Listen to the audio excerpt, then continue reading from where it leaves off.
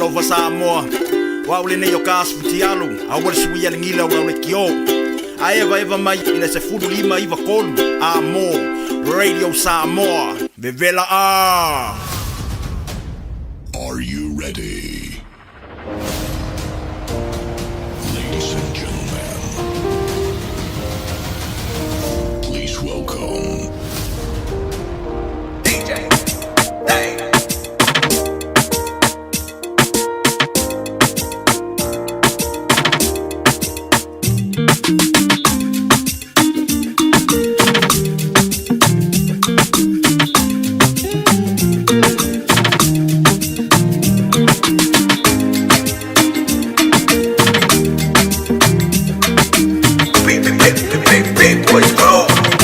Remix. First let me say to you, I cannot wait to see you. You are the treasure I've been waiting for. Do you know how much I really need you? I dey pray for the day when I can finally kiss you. You know say every day I dey pray for you. Oh, in my heart today is a permanent place for you. That's why my heart it a beat like do can. Cause now you are true, so I am fair, me I am fair. I sing for you wanna be like do can.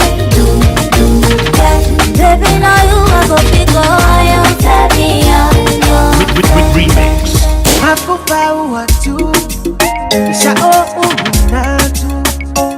You are the treasure I've been waiting for. You are the air of mine. Love the other eye. I pray for the day you went. I finally kiss you. Oh, I saw my own sister tell more oil. In my heart to lazy, you see you and I oh. That's why I love you, baby. I do, babe. I do, babe. Not oil, no, I would be your island. That's why I love you, baby. I do, babe. I do, babe. Not oil, no, I would be your island. Pussy, oh, anything in the world, I only want to say about you.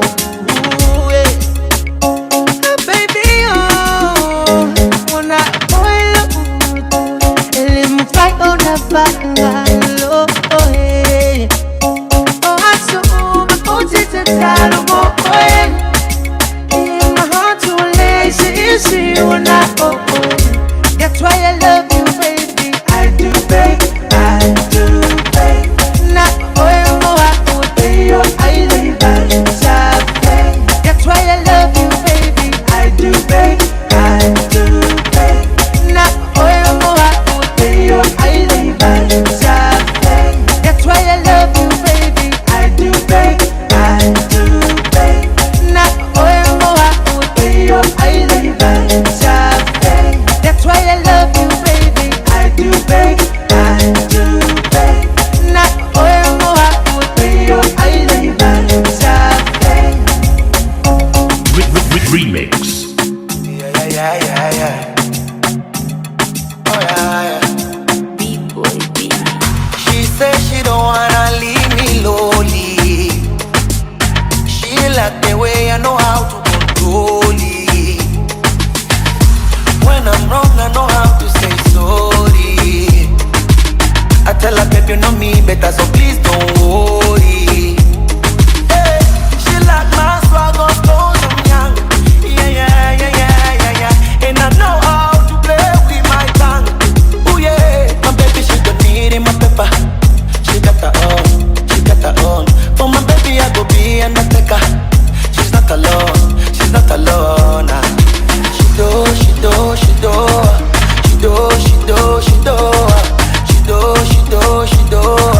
She don't want nobody. My baby, she don't want nobody.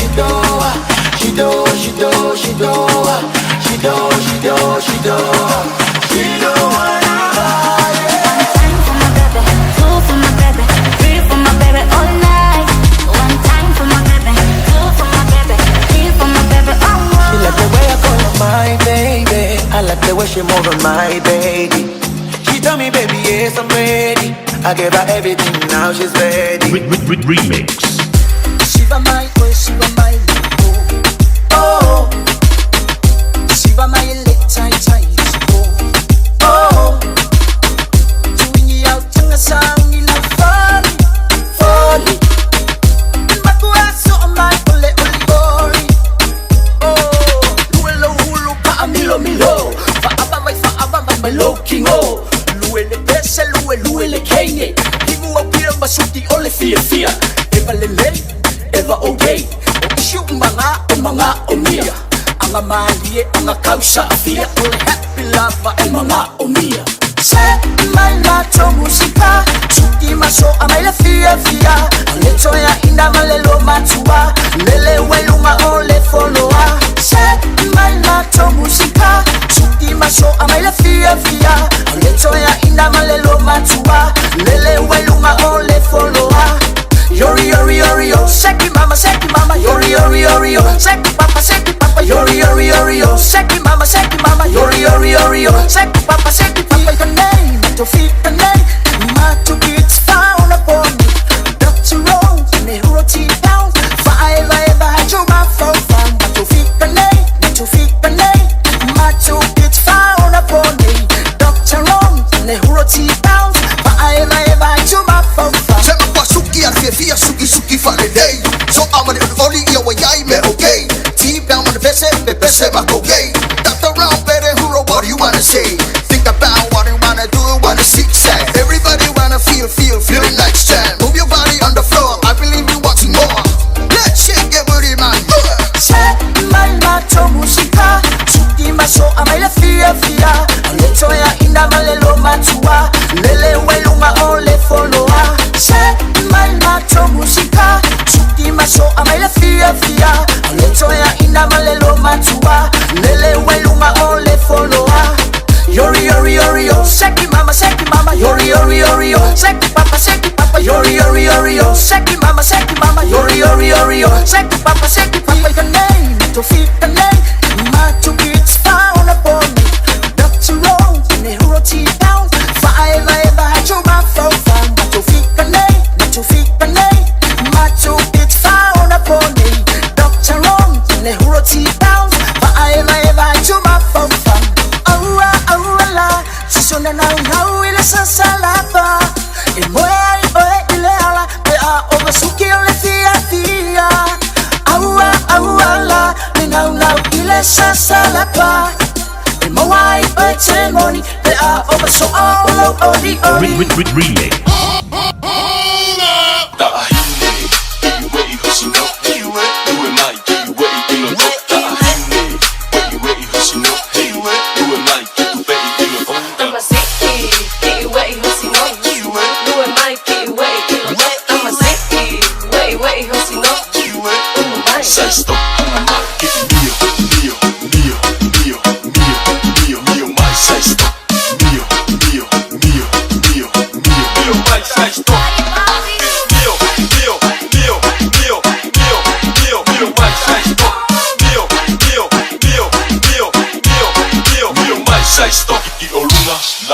Lunga, lalo, ni maki o lunga, ni wei husino.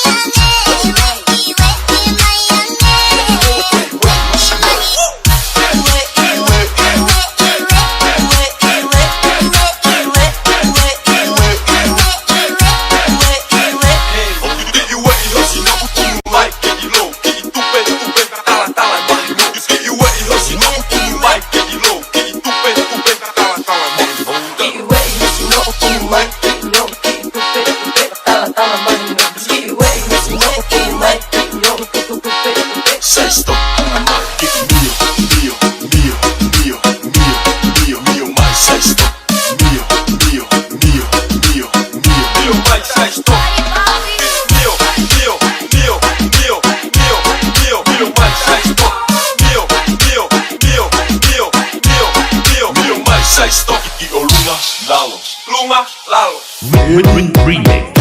You don't wanna talk to me, but me I don't know every day your mind. I know you want to be something.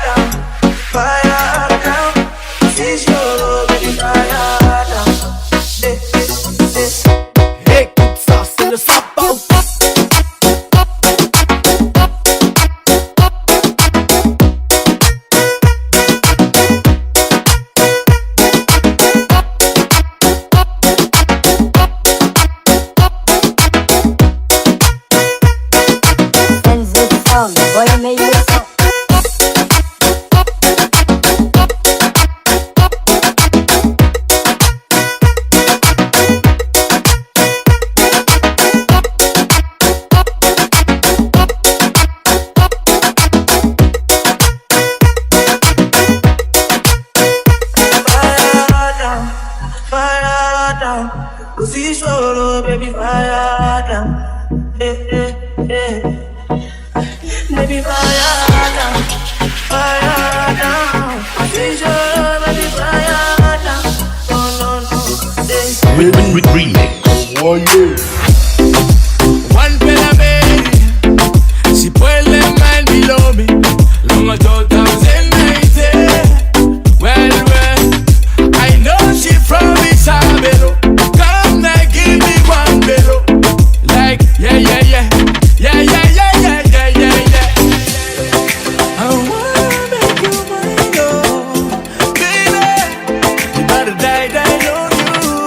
I'm with your girlie, yeah. Now I'm 20, me still got like girl. Hila, Gela, Yuya, Horror, Guandele, Gomo. Hila, yeah, my girl, you a killer. Spoiling men to me every day. Hila, yeah, my girl, you a killer. Oh Lord, have mercy.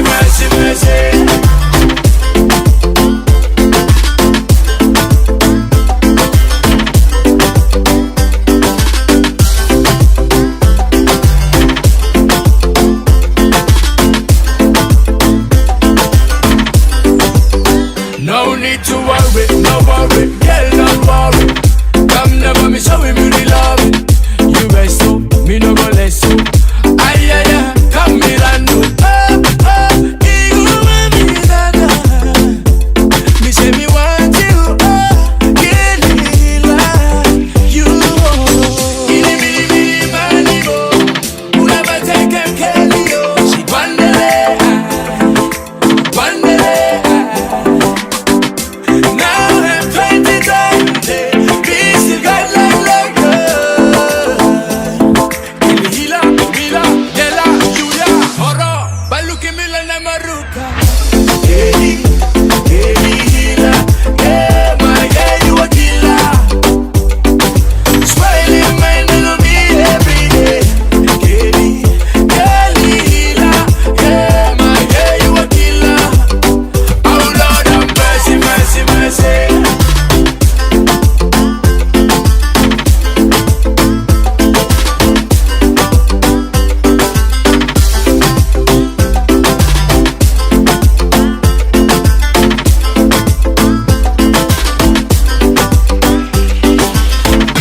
Remix.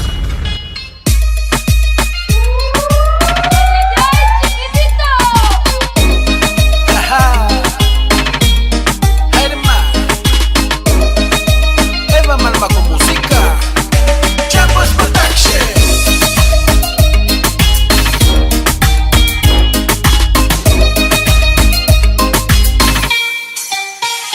So le say kuli mai, ole master, kuli mai. So me say kuli mai, ole master, kuli mai.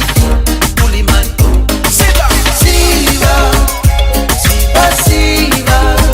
Paala mai mai lo tino, tengo wea in my olima. Tenema. Iba mai ile musica, Jamboys le wala. Se sole J, eu mai vekia. Kako faasa vile suke masta po ofea. Abe mai o ngakala e maka upia. Billy Mike P, se ika ko idia. Awale pe pole o e rasta, ma ole fia o aku ke maka le mea kolo ko pingi mai ai au fita. Pele o mawa ke singa mai lima boka soka. Awale ke fia Billy tuli o lele kwekini. Ke la fiti ke sola e mawala ba ole kona. O mama makolo se la kalo fei wa e ba. Kulo lima ikuwa kano e lo kusa fua. Kuli mai, ole master, kuli mai. So me say kuli mai, ole master, kuli mai.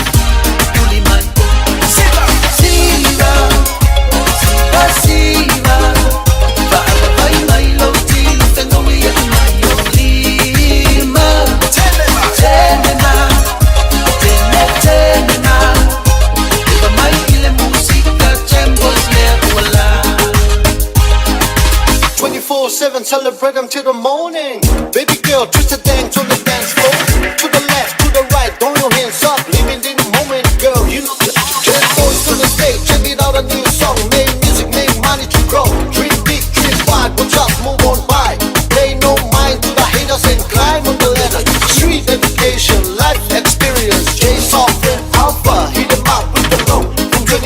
19, 20, rock and roll.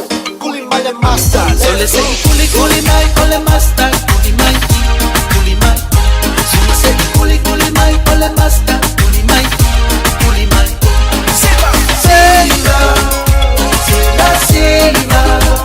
Baba mai mai lo ting, te no me lima. Tell me now. Iba mai ile musica chembos le wala.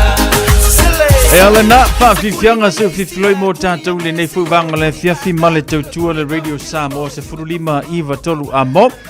Amatanga neva yaso fi abanga wenga sa fianga male tanto tinu malo le tau, malo le usu, malo le finau, malo fo le tawatai, ya malo fo le onu sai le malulu, ya pe ona ye tanto mai la fa ngol neva yaso.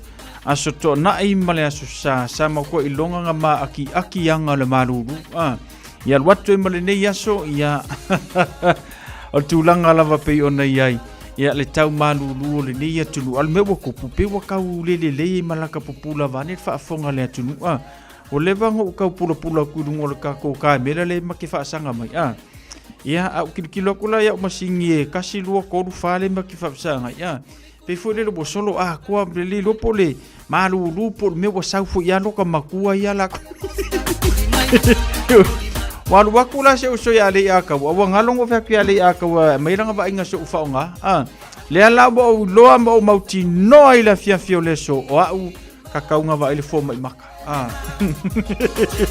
yo o sau fo ya le maku ya la tau ya ma wa tau le pula ya on o computer pe ona tu mai o lu mai le nei fo vanga la fia fa tasi mala mori la po ya lo fanga sanga mai ya tau ya fatasi mereka mele lua o lo mantu faksanga tulanga la lena le kau pupula kuah ya pi kau fali sikit ngi vanga le fia ya uila manole ngalue fatai le lofa malanga le leyo le tua ile ola soifua ma le ola au na le tato le tato i le so fuma tolu you like wa tato pasia le o ngatu tonu le tausanga Rono winga vi ia le tua ilana tausinga o lana puipuinga ia male lofa mai pia ia te tatu e winga ka kopi o pai ngisho kai mia ai o lo anga le leima lofa mai pia le tua ia te tatu ia pe ona yele soifua lo e soifua ma o volai ia le ngata foi lea mamoli atu le fa ma fananga inai ainga le tatu o tinu ia fela va siantu nu lo e au mau ai au e fa fonga mai wa fea le tatu ainga ile malanga le maliu leoti ia fa pena na ye fa ma fananga le tua mo o tou ia o le soifuanga lava e fa pena ia o le teimi wa e ata o le teimi wa e tangi o le teimi wa e fie o le teimi wa e fa nonoa ia o le kaimi wa e ori o le kaimi wa e fie ula vale ia o tulanga o malena o lo ye tatu le ne soifuanga ia ai mona ye tatu tau ainga o lo fia ngai mawhanondoanga ia ono o le malanga le maliu maleoti ia iei le wha mawhanwhananga le atua mo o tau ia tātou te mamoi lava mamanu e sau mala ia tiae ia o le 5 minute tātou te le iloa po o le ale me tutupu ai ia ai o le tātou te talo ma le tātou whanono manu i lomo le tātou atua ia o ia o le amsoswani mai lau savalinga ia ma le tātou savalinga au tātou iei le neso i fuanga le tu mau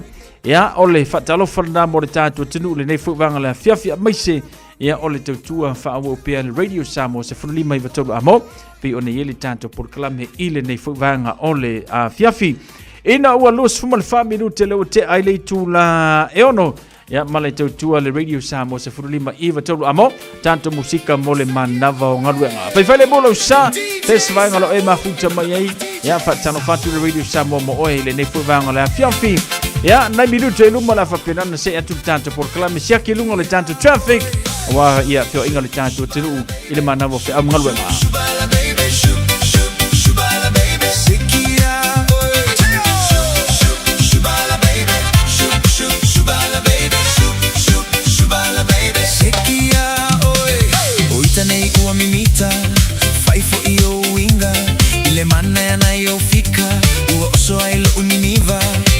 Sogi au fofonga ona o umo onga fia te pailo la le leita lo faya itane shubala baby shubala baby shubala baby sekia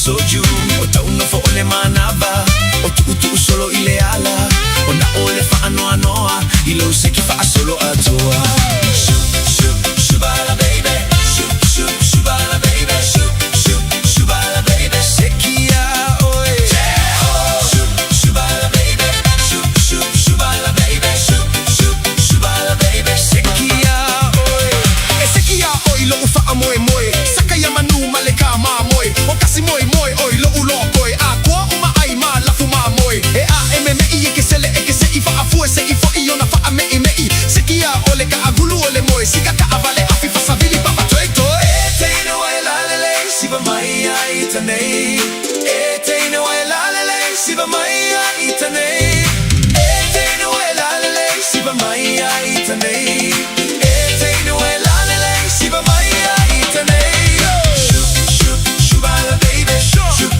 shubala baby shubala baby sekia oi sekia oi sekia oi sekia oi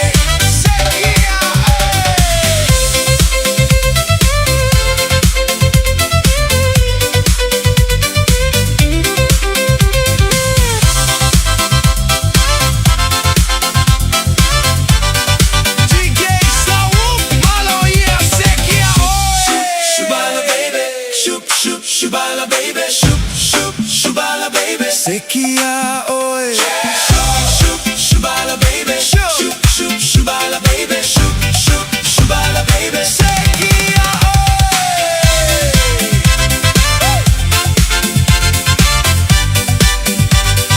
Sekia oi.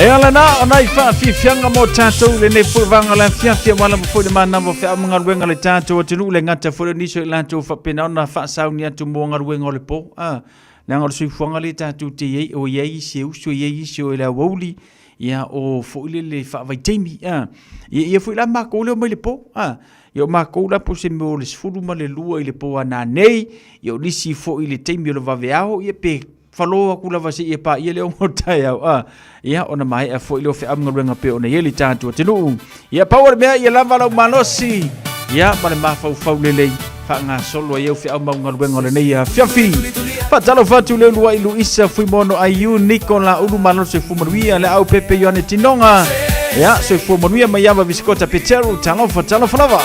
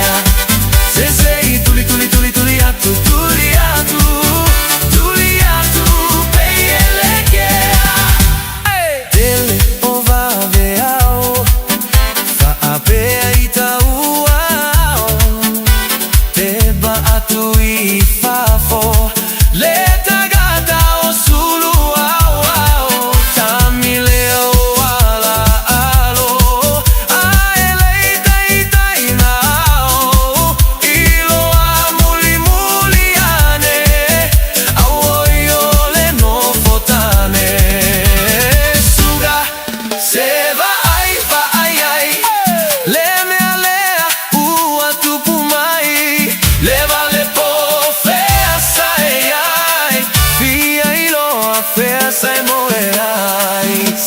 Se i tuli atu, le fa finelea. Se i tuli atu, peiele che oh la la uta avale la amaile no potage ulupo fa mole ei ai sao bululole fa aseki ayota gutu manogi pei se povi pulu nei me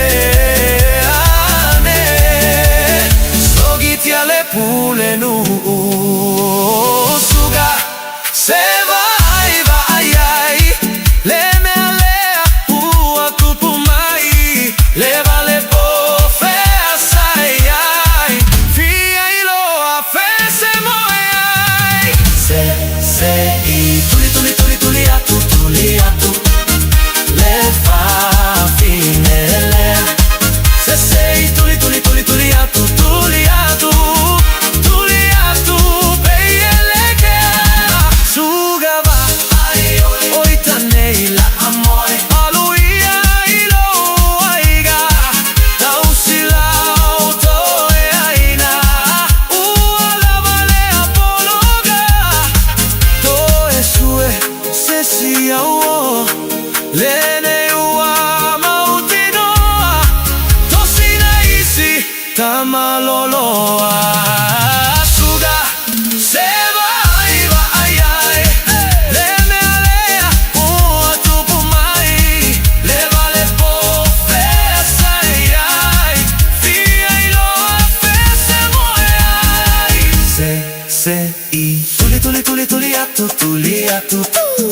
le fa finelea se sei tuli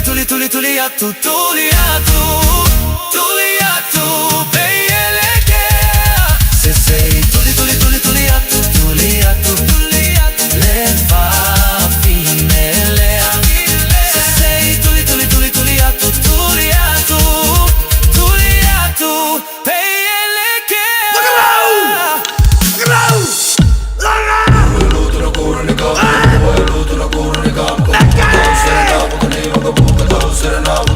Whawhiwhianga musika su whiwhloi mō tātou le nei whauwanga la whiawhi male tautua the radio Samoa's Fili me vitolu amo.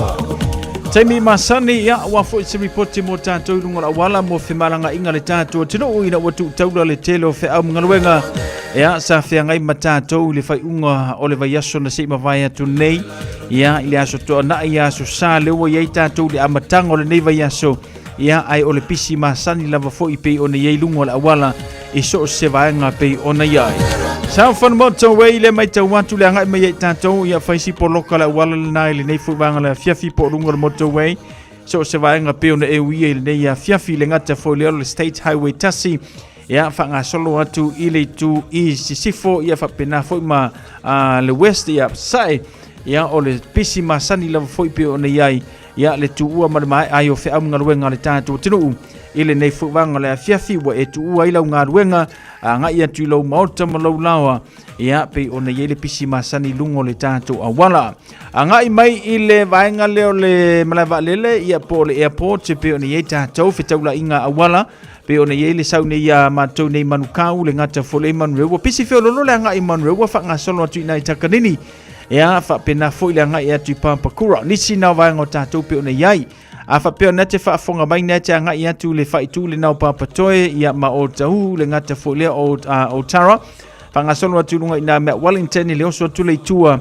ia o solo nga le feo inga le tātou tinu pisi le titiro pisi tele vanga na lungo le tātou motorway le Alfram na me Wellington fanga solo atu ai ia i Silver Park le ngata foi o vaenga masani pe ona iai le fa fonga mai le tātou tinu ia olo yai la foi sina poloka la titi pe ona yai anga ia tule le wesile meta o fe foi Alpha United to South ia fanga solo to ina I Lincoln Road tulanga na pe ona failo mai ia o solonga le lei le ngata fo ile ia ole alwatu ngai mesi mafanga solo to ina West Hapa ia ole tulanga pe one ile pisi masani le tanto wala ilunga le tanto wala la papa fanga solo to ina North Shore ia o tulanga lava foi pe ona masani ile poloka mar pisi lunga wala ia wala feo inga le tanto tunu le nei vanga le fiafi nisi no tanto reporti mo tanto le nei vanga le fiafi pe fa penate fa fonga mai ia o ia lava foi ia nei vanga lo fa pena no poloka mo le tanto tunu wa ia feo inga ile nei foi vanga le fiafi alo solonga le leila foi be uma ia pe fa pe na te fa fonga mai le nei vanga le fiafi le se tanto fa lava reporti mai le nei fiafi ia lo winga ngai solonga le leilunga le tanto wala ia wala va fo ia ufenga solo inga ia male manava yo fe au manga ruenga le tanto tunu ia pe ona ia le matanga o le nei fo va ia so paua o le fa le mulo sa ia le ngata fo lor sa fa tapula ina mo tanto ia ma oni ngalo ia te oila telefoni langa nga fo wi le sala le fa ngalo telefoni e ave ta vale ia ma disi va nga molo sa nga le mupe ona ile nei va nga la fia report na mo tanto ia fa ilo mai ofisa ia ole traffic mo tanto por tanga ruenga lo leo ina wa Louis Matolo mi tu na tano le tula fitu e uilo ma fa ne ia faina le mave ave le fuona lo ita ile va ava ai mai fua ilo uaiga wa mai tauleaga ai ole a esa waga sala ai atala no mai sole ile fale agaga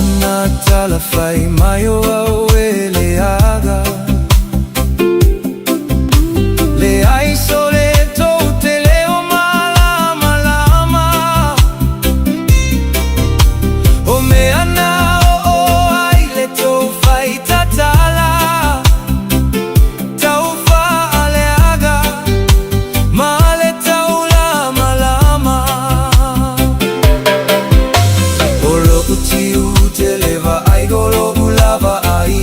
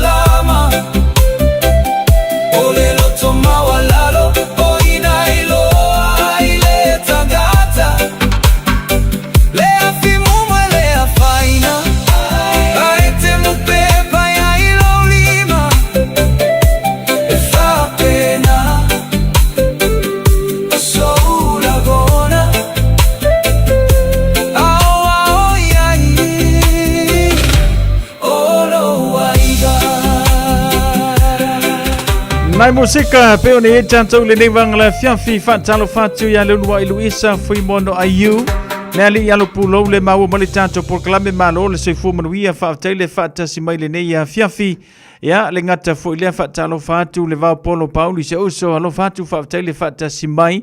Amelia Mikaele la Pepe Yohane Tinonga. Ya Nicola Uduma la te umalava pe ona mau mali tanto por klame male tutua.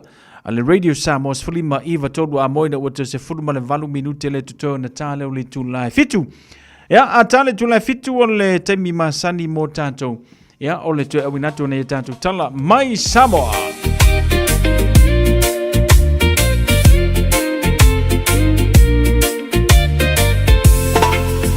O te ofo lo tama ilele alofa. E tu si mai i tu pei vai a so una. E fa la mai au taulaga. E fai olea. Na la foi ole tu pei le vai a solea. I sauga tu peta i a fe ole falesa. Pela e fuai tu pela awoni usila wa ole lava. Mana ya lo atamai wa failoa. Ai fa ato amfoi o matua. Now matupe fai ale no fo alotama isamoa. Mana o mave umatame auga. Leti video ave male pusa aisa. E oi ula mai puna be umale ai masautala. Mana ya lo musu fai galuega. Ai fa atu utu ilogata. Ua ula gona foi. O lo le lava. Ai ona lo alofa. Io matua. Eta uso o mai ea o matua. Ai le mafau o ile matanga. Na ta fai poi pole ai masemea. Taile mama. Tele mafau o ilo alofa. Now ua mai ai oi ni usila. Manu fa pene yo fai mapologa. O esa mo. Mai si la fia lava lo mativa. E te lei alua tu lava i se pochissa. Na era solo a tu lava i tu ai lo fia faiava. O fea foi la udagi i lo utama. Si ole fa apusita ole la nona.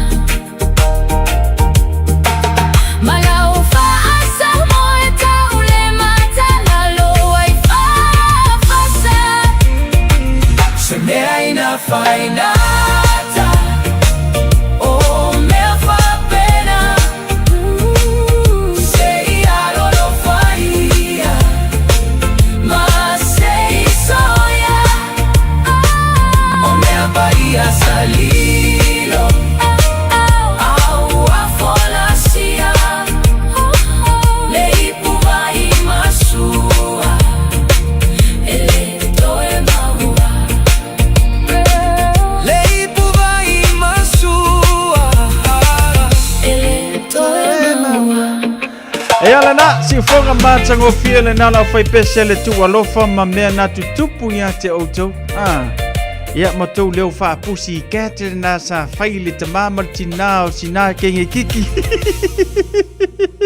Ina wa mamulu mai ate oi. Ia wa pe ke oi le lang. Ia ngaki aka mai o mena tupu soifuanga nei wa tato ye. Fa ta fusi soifu manuia. Ia tanto tau no sful tolu minuto na tale o le tu la fitu. Tale tu la fitu ia no se tu le momoli tu mo ene tanto tala mai samo. Ilona toe fasalawina stemi munmuri mo tatu le nei amatango le yaso lona asonga fua. Ia pe ona misi mai te oile tao le valu le tao na le las furma le lua le woli. Ia au le temi muri mo he. Tata fitu.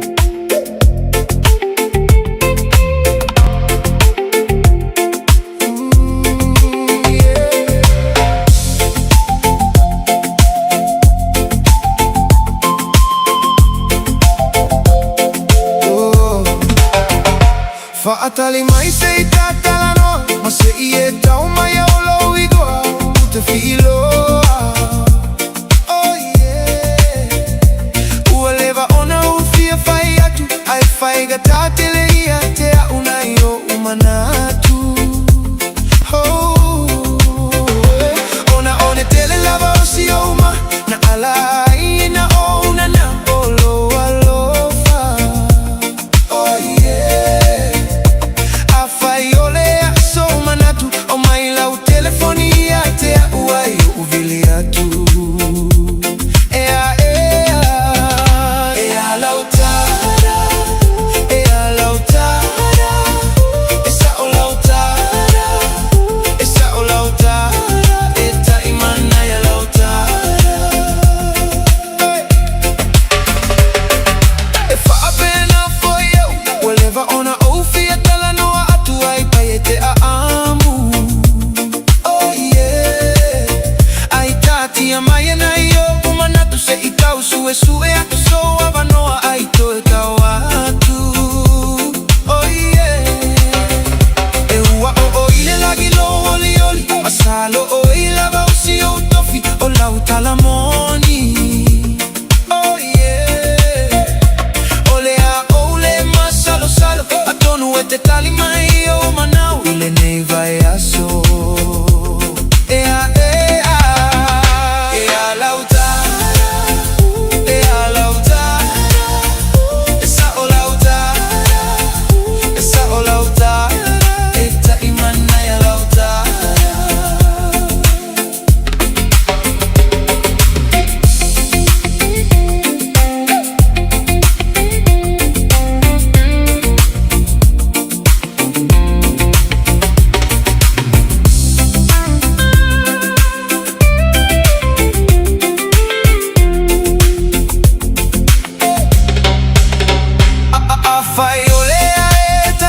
Teleto laula petoi no pia ole ata atia. Oh yeah. Ai a fai foi ole asotala. Ai o ya tu ile mala mala masa upua. Oh yeah. Oh you au ki ai no male mea o ke lei fai a lava o se mea fa pe taluona ola. Oh yeah. Ai ko suilo foga ai fa auma ai lo malekisi ai kasosora.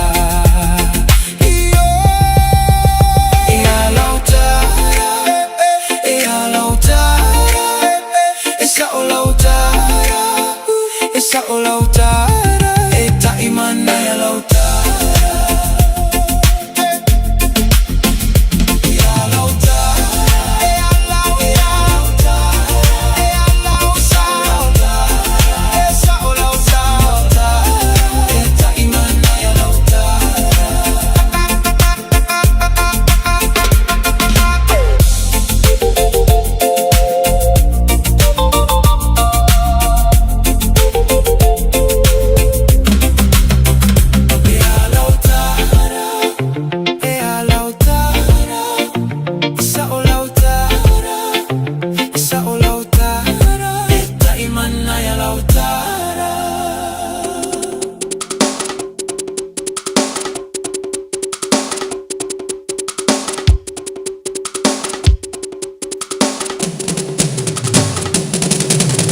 Pula malea ke vitita lenga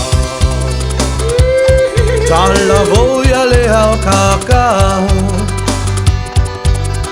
Osaka wai e bakala salasa Nei pula ni pula ke le sala Tanu mi fiti panua lai lai Navasa sanga me tolo pake mai Tumuko hiti te roho e tai Pula pula malea mikilai Ena samaire kureka e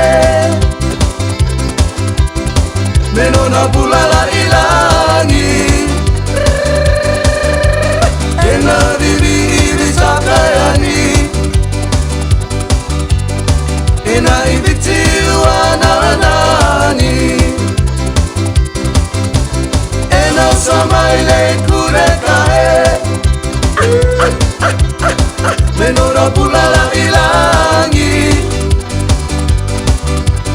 Ena vivi ibi sakayani Ena ibiti wananani Drums of the island are beating in my heart You're with me no matter where I roam If ever I should wonder if ever we will part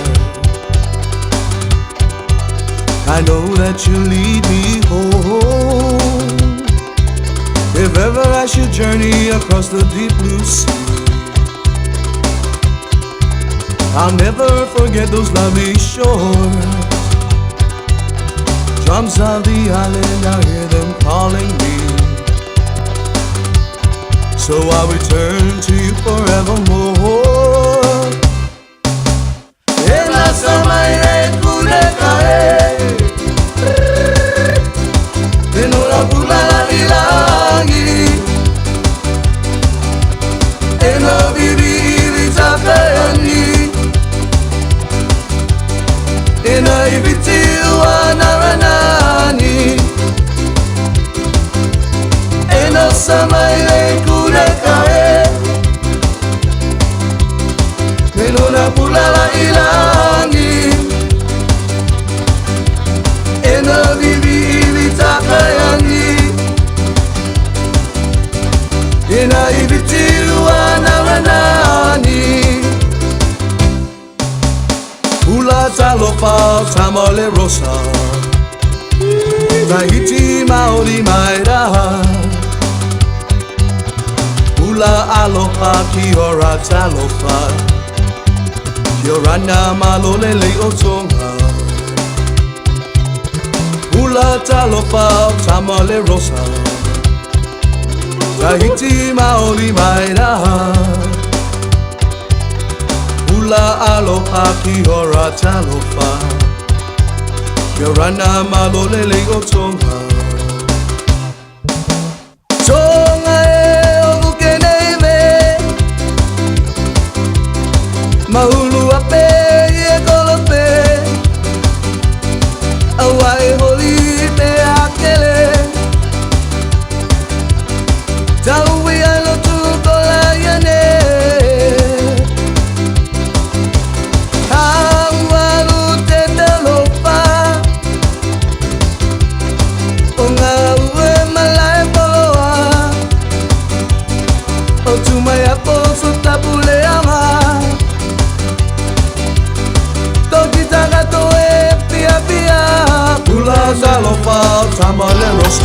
Leo tula bari tatu temi le wanti fami duto na talo le fitu wa tanto ye musika mole manava ngarwengo le nei fiamfi ya amese foi to maftanga mavai ainga ina watu tauno le telo fe au sa fe ngai male tatu watu amatanga de foi vai ya so mara tatu pesa le se le tanto por kalama te fasala winda tatu tala mai Samoa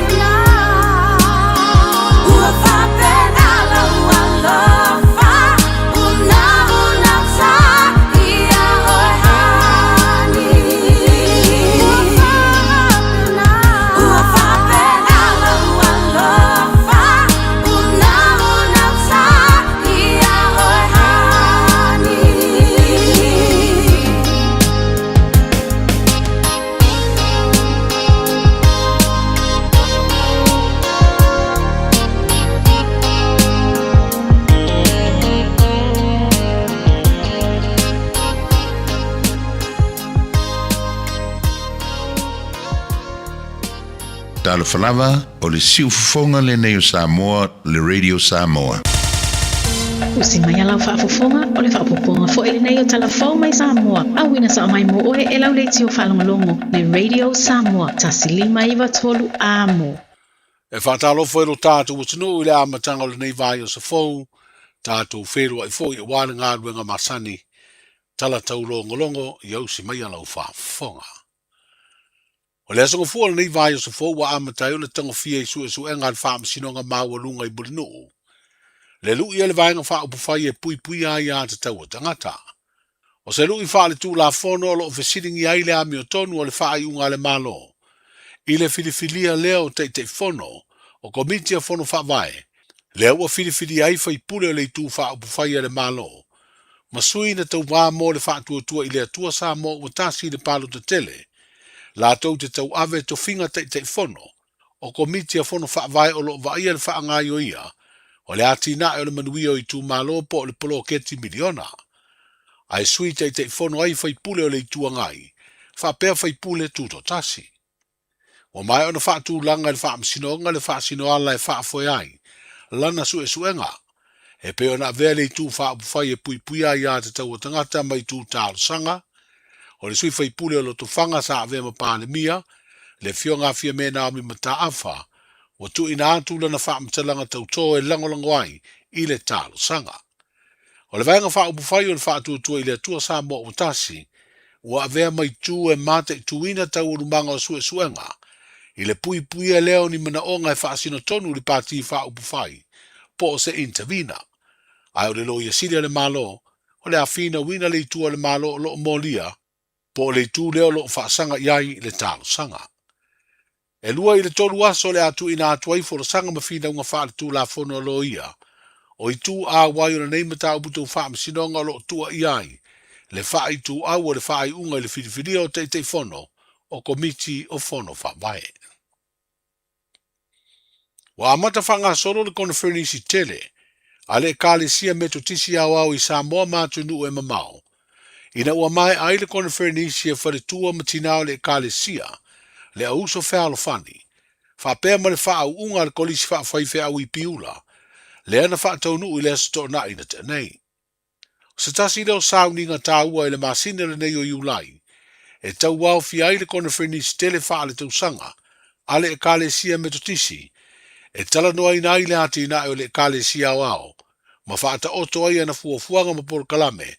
Mo le isi tau sanga wha le kale sia. E tos fultasi a oa o mai ale whata usanga wa o onga, i to tonu o piula le kolisi wha whaifea o le kale sia metotisi. Le ana maua o lato wha ilonga tipiloma le mata upu sitisili. O maua i foi tu spasio le mata upu sitisili, mo li ia oa o le vasenga wha vae po le tausanga mua mua, wha pea foi wha ilonga tipiloma, mo oa o le tausanga lua ma le tausanga tonu.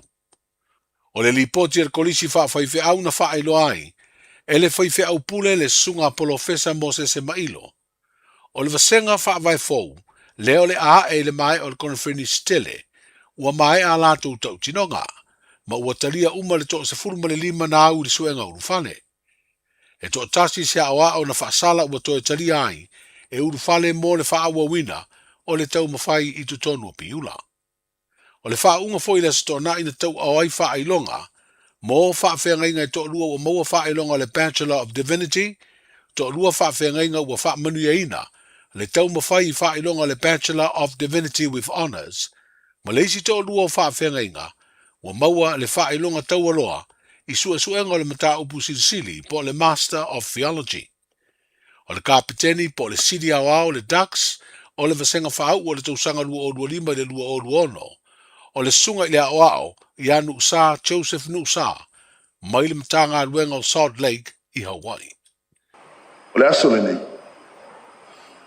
O le aso na whaia e o tātou te oli no fia i.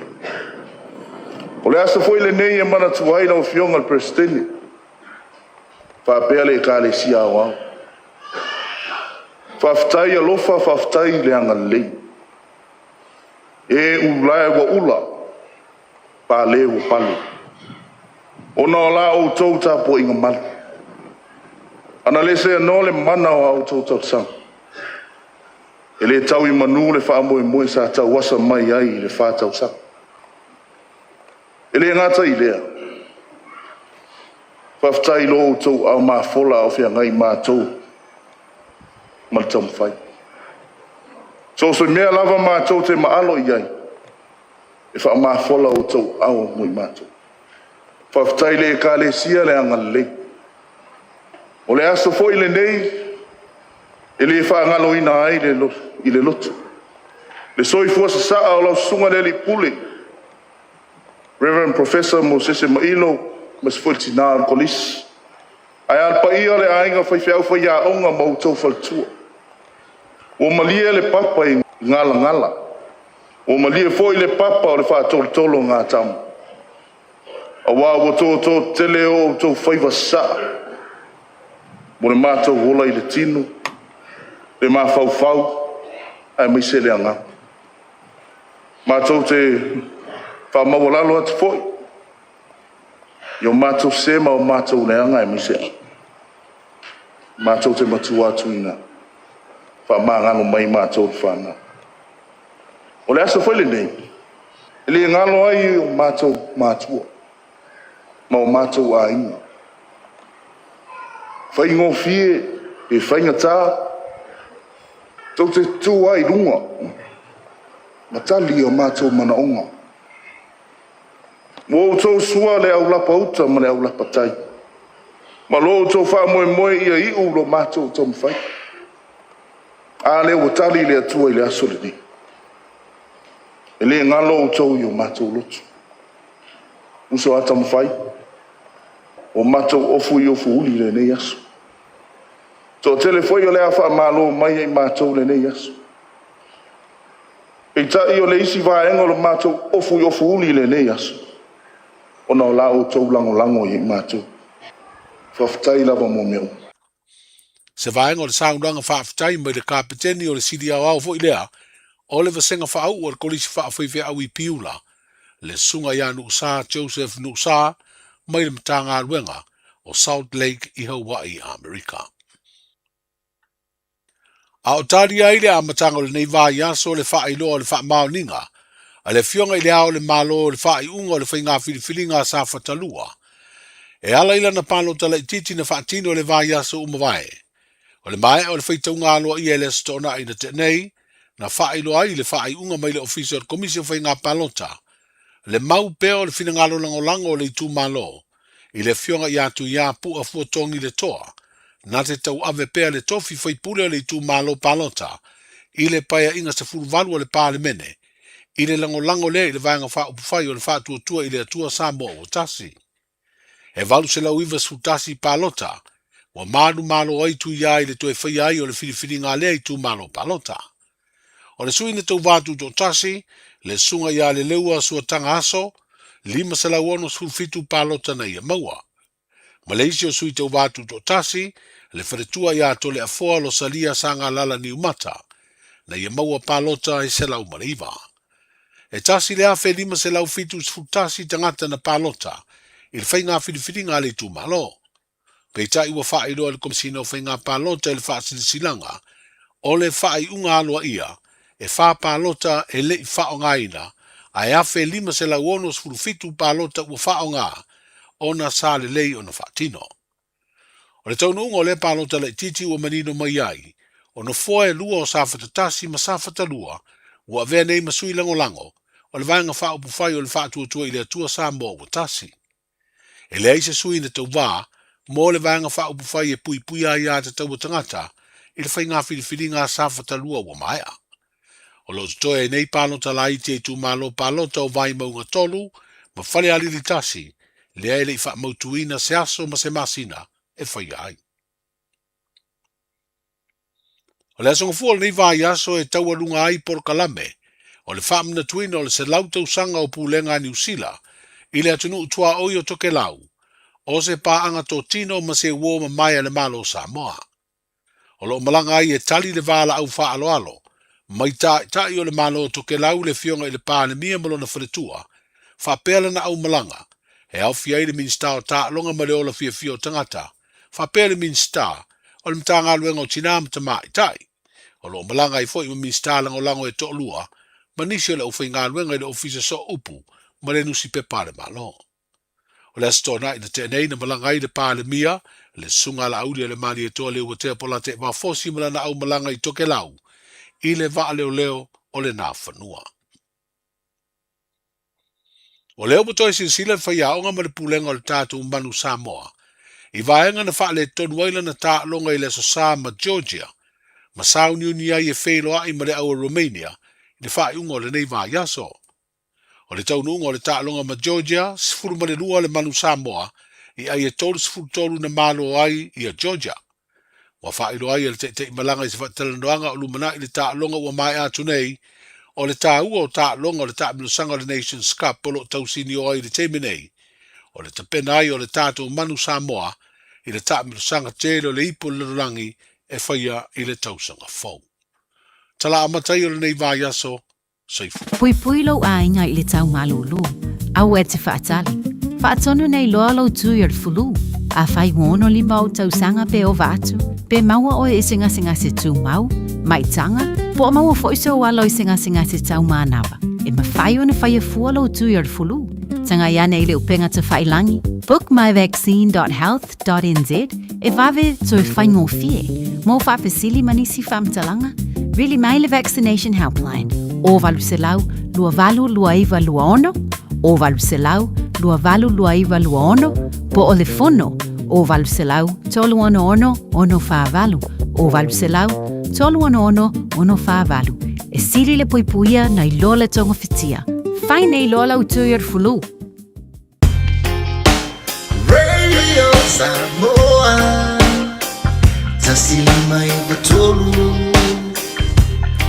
Amo Radio Samoa. Tasilima I batolu Amo.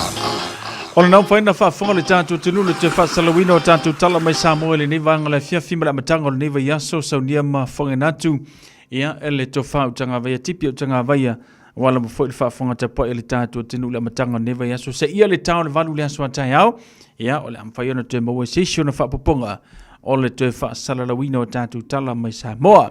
Whaatalo whātua tina ngā wang malolo se fumanuia whaaftele whaatasi mai le nei aso malo foi ia le ngālu lua I whi aunga luenga pe o na masani e tātou. Pasi Nikolao, so I fumanuia pasi, whaamamoi nasa manuia whi aunga luenga o le nei aso, Melia Mikaele, le ngata fo le lulua I alilu isa fui mono ayu. Whaatalo whatu fo I Tiuli Chana. Popovek le mafuta mai, yeah. Good morning, maybe you are watching from somewhere else.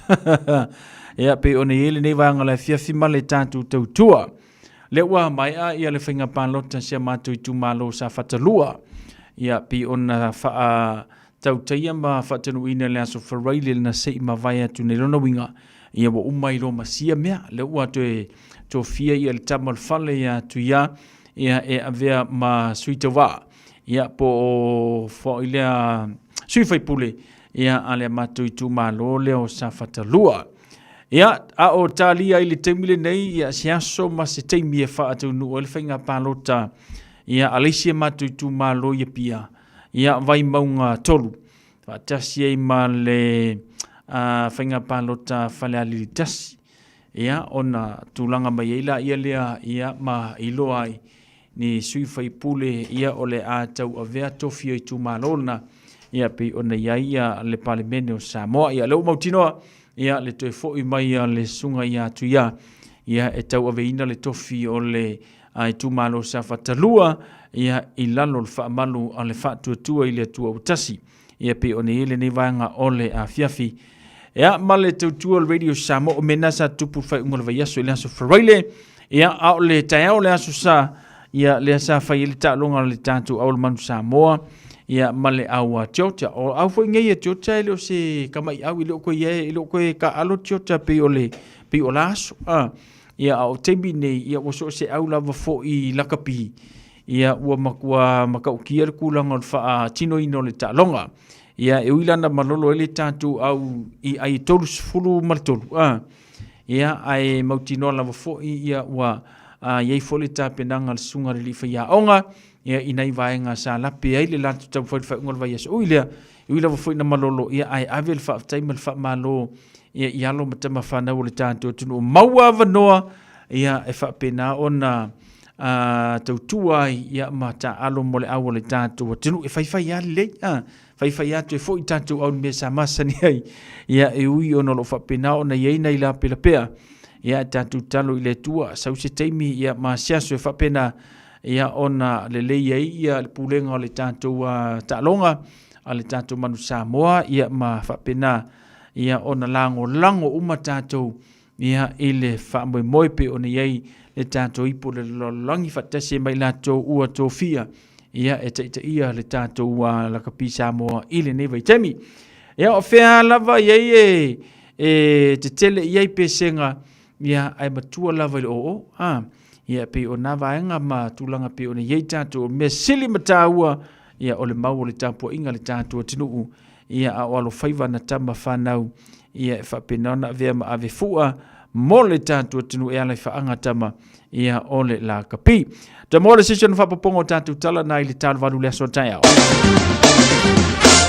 Se mai se vainga le talo le tau mo tātou le so ia pe ona report ia mai le ofisa vai tau i au kilani ia le ngata fo i leo se vaenga ia mo lo si la fia ia o le tulango le tau whanga solo ia au fuafuanga o le nei fuanga o le fiafi.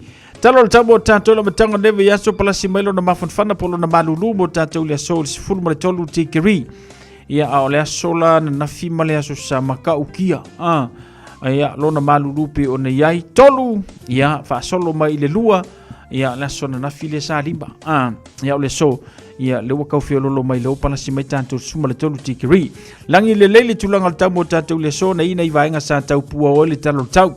Tolu vava solo na timunga nisho vaenga le tātou tenu au kilani nei a mise lava foi ia onu tutua oi pe ona ile tano tau aso atao le foi famawina ia le langi le lei foi le aso atao e nisho vaenga la fa penana tolu vava solo na timunga fa solo atu ina puoa ia matele lava foi le tao ia po le vaveao ia wala foi le fa fonga mai le tātou tenu ile nei foi vanga le fiafi se vaenga foi na le talo tau mo tātou le asolulu fa nga solo atu ile a sotofi. Sauni sa whainga mlanga mo le tātou tunu o Samoa langi leile talo le tau mo Samoa nisio vaenga pitai ia la whapena foi ona iei ia nai au awa nisio vaenga palasi ma timunga nisio teimi e lo iei se la pata inga timunga maa lolosi peta iane ia lo whamawina pea le te uru vava solaini timunga i le tātou tunu o Samoa. Luas furmaliva tikiri lona vevela whaatulangaina luas furmalilua lona mawalalo ia pe ona ile talo le tau mo le tātou tunu o Samoa pea whape ona sauni sa whainga malanga i le whaiunga ia o le neva yaso pole abatanga o le neifo iwa yaso. Wainga le ngate whalo le tātou tunu le ngate whalo le kalena le whainga whaiva ripotia mai mo tātou le neifo wanga o le fiafi. Au kilani le whamawina le tala o le ngate whale mo tātou ia na sua mai mo tātou le tau na leila. Sfurfitu minute tāsfuru le tau maumali atu le tolu minute tāsfuru le poa na nei. Ngate whale o ne hanga lusuma le tasi minute le tu le tasi le vaveo na po. Na pe mai le ngate whale sua mai ana leila i lono minute tale tasi ile a woli. O le ngate whale mo manu kau head se le whamawina. Malu minute tāsfuru malua ile poa na po na pe le ngate whale sua Luas maltor minute te as furma le lua ile awoli ana leila. Male no fanga muri mai pinti le faba winas furfa minute te as furma le lua ile po na pe maringa te fale suana le las fliba minute tale tasi. Fa tasi markale no fainga faiva fa ailo mai langi leile so le aso atayao fa nga solo atu le aso lulu aso tofi male aso freile ia o tulanga na pe na ile kalena fainga faiva mo tatou ile nei fuwanga ole fiafi ia malamtango nei vayaso tala na le tau malanga te falo le tātou tunu report mai ofisa vai tau iau kilani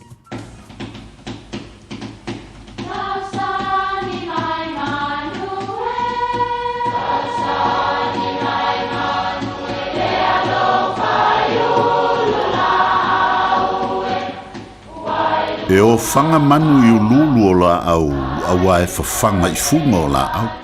A o le tangata e whawhanga i upu matala. O le mawhileo o alanga upu mamuanga ngana Samoa maona whaapongai e a fua ilo na sio mianga. O lona le asau i le whaatufunganga o le iloa whaale aso mai le tautua se ia o ina pule. O alanga upu mamuanga ngana ua lanto mamanuina le tō whamanino a Samoa mana tua foi e tāo fitau muli le atunu. E le lei le tafetino I vai. O le upu le nei, o le tafetino I vai. O le ifo lea I tino monio se ainga. O nisi taimi, e whainga tā o ne tala noa ma tā upu I le ainga. O na o le tau mo whai e pui pui wha matalanga mai le whaalawa I tele. E tā ua le tafetino I vai a wae le lei le malamalama mua mua o I lantou e tino e tasi ai le I fesila whai le ainga lau tele. E le whaingo fie le liwina o le tō whai le so. O le mea lea e le lei o na tafetino I vai ina ia maua se tātou tasi. Mana tua foi, o le tele o ainga. E iai suli moni, suli e filifilia. E iai suli o le tau pulenga. Ia e iai foi masuli e taua o suli nao mai o na o se faa wonga. Taimi o le ai o ni tangata o ainga. E le lei o na tafetino I vai mua mua ma faa le ma ta upu I suli moni lava. A o le I o atu I le lau tele o le ainga. Ia manuia lau faa sau sau. Eva eva mai pea I the radio kasi lima I vakolu amo. Au ngā tele sunga mo oe.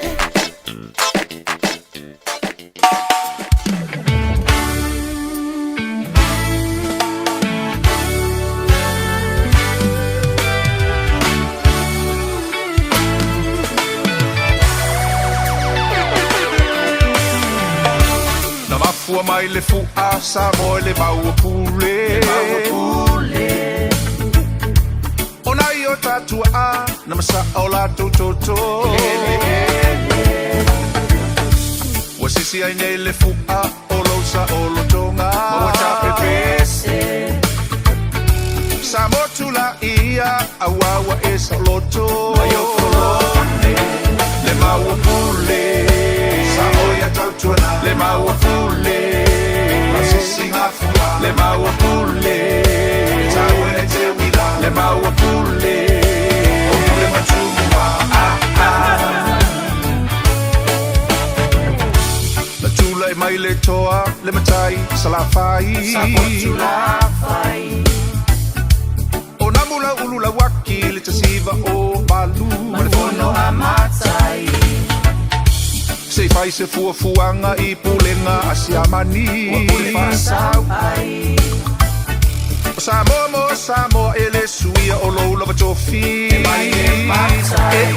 Le maua pule. Samoa ya tautuana. Le maua pule. Asisinga fua. Le maua pule. Taue e te wina. Le maua pule. O pule matumua. Le maua pule matumua.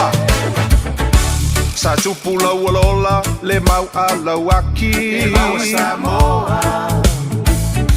Ua whapangotai o ia I Michael Encia. Malona inga. Se talo whae lawaki a wai tele I toe te pā. Ia Samoa. Ua tanu oidu e se lo alofai o tangata. Tangata Samoa. Le mau pule. Samoa tautuana. Le maua pule.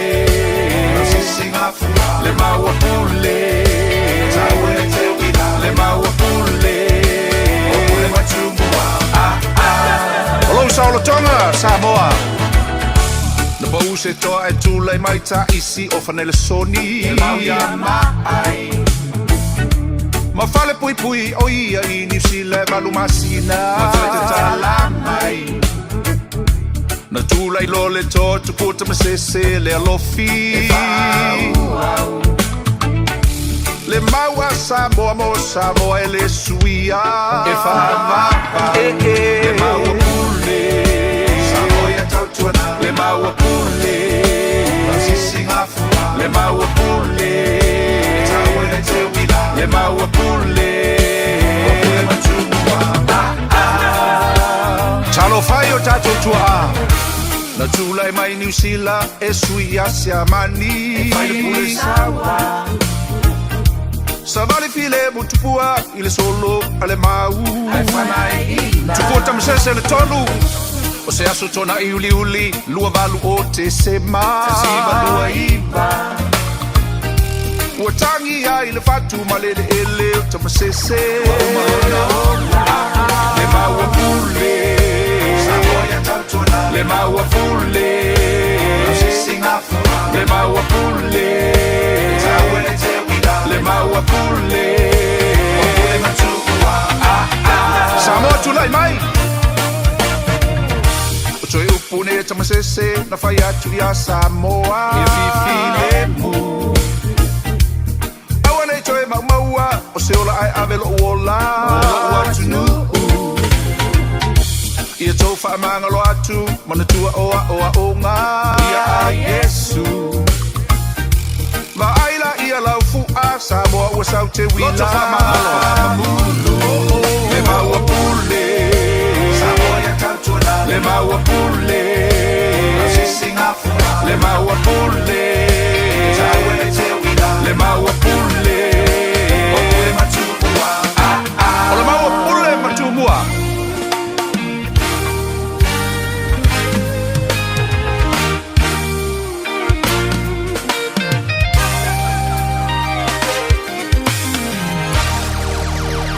O e sila fia me e whaatino e mawhaiona e umia i so fale motu le lumanai. A whai fo i so fale motu, o e sila fia me whaiona whaatino ni isi o fuafuanga e whaonga aile equity o lo fale. A wane e misiere por kalame o le malu i fale, ia fiafi o soruru taitasi le se fulu e te aile whaa. O le a e sila fia ai au wala e mawhaiona e umia se fale motu le lumanai, ma au wala e whaonga aile equity o lo fale motu e whaata wai se isi o fale, le por kalame o le malu i fale, ia fiafi o sorulu vai aso taitasi se fulu e te aile whaa. I feel lower so sad. Omega Ka, Liana Loi Moa. Omega Ka, Sabaleta Mofie. Omega Ka, Fili Mai Loile Omega Ka. Omega Cars, lua selau Cavendish Drive i Manukau. Pole telefoni o iwa lua fitu lima valu tasi lua. Susu mai Manukau ne. Omega Ka, Umalole Kesile Omega Ka. Radio Samoa. Taslima Ivatolu. Amo.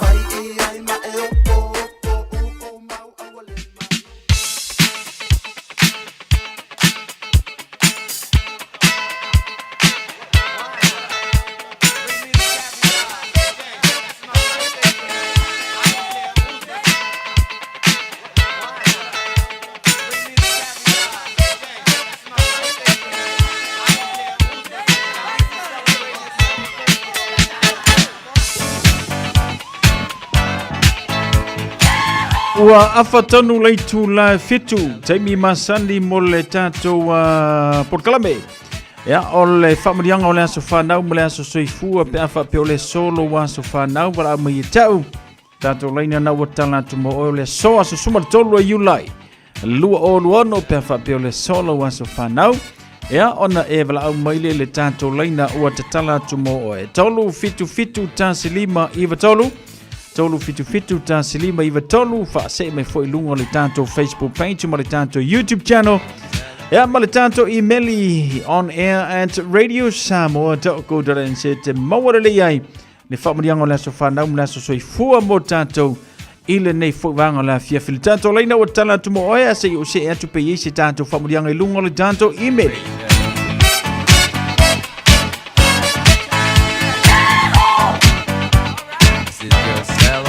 Tato imeli lewa tanu mai a selu anauli mo le whamaniango le aso soifua ma le aso whanau. Blessed 66 birthday to my beautiful mum Selu anauli. Your sacrifices and nurturing cares and prayers are what have kept us all together, Mum. And my prayer is that God continue to shine His light upon you. That your story and legacy of alofa continue to foster into the hearts of your children, grandchildren, and great-grandchildren all through ua leo toe ato toa somalosi. Mam, au te tausia pia oe, ia te oe se i o lava i le whaavavau. Siau tina pele, alofa anga mo oe ele mawai. Alofa anga le nā mo oe, ia mailau pele, Taylor Anauli, ia male ainga atoa pe ona o mai le tātou whamarianga i le atoanga o le ono sefulu ma le ono tausaga o lou soifua i le nei foʻi aso. Lova tele mo e faapopo nisi au se tele ia auā ia le mafutaga ma le aiga. Lesi tātou i meli lewa tanu mai le nei foʻi vaega o le afiafi ia mai le tātou whamorianga. A very special happy 65 birthday to our beautiful auntie Fa'aunga Faye Thomas Hussein, who is celebrating his special day over in Holland, Netherlands. Even though you are on the other side of the world, you're never far from our heart. Thank you for being such a wonderful auntie and for always bringing so much love and joy to our family. Love from your family and all your family across the world. We wish you a day full of happiness, laughter, good health, and many more blessed years to come. Have an amazing 65th birthday. Yeah, my family. Manuia tele lo waso soifua ile nei foivanga ole afiafi.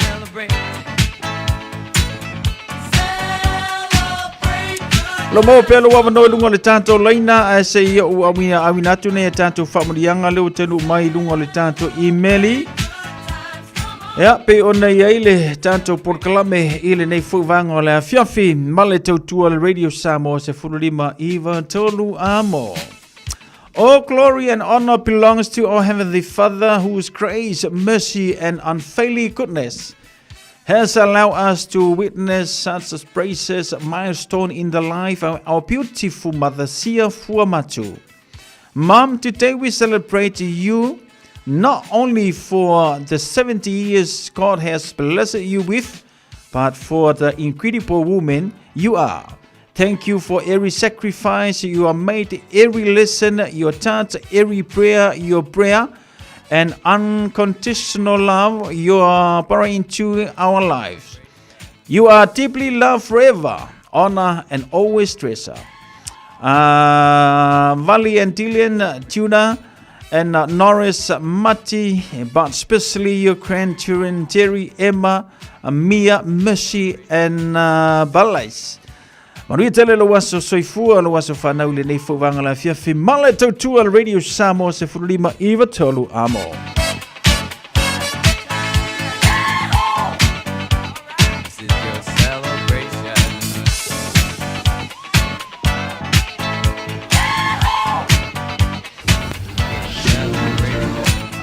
Lele sa ili atu pe yesi sia tatu whamodianga le nevanga la fiafi ale ailo nuinga al pauna tatu whamodianga.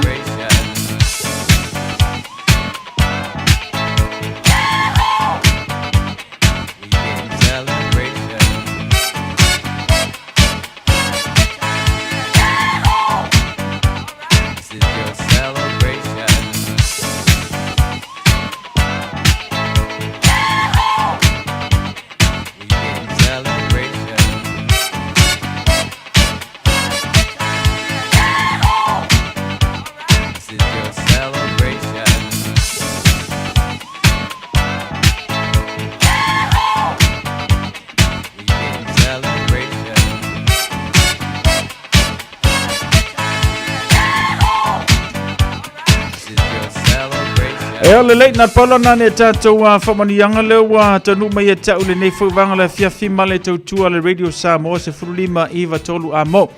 Ia, le tanto porkalame nei a fiafi mai lato umalawa pe ona aulia mai atu aso whanau maso soifua i le so.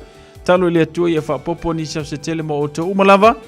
Mawaili ola ma le malo se meisel maftanga mana ainga manai whanau. Mai le pulenga ma lau whangaruenga Radio Samoa se furulima Iwa tolu amo. Manuia telo tu waso whanau maso soifua. Happy birthday to you all.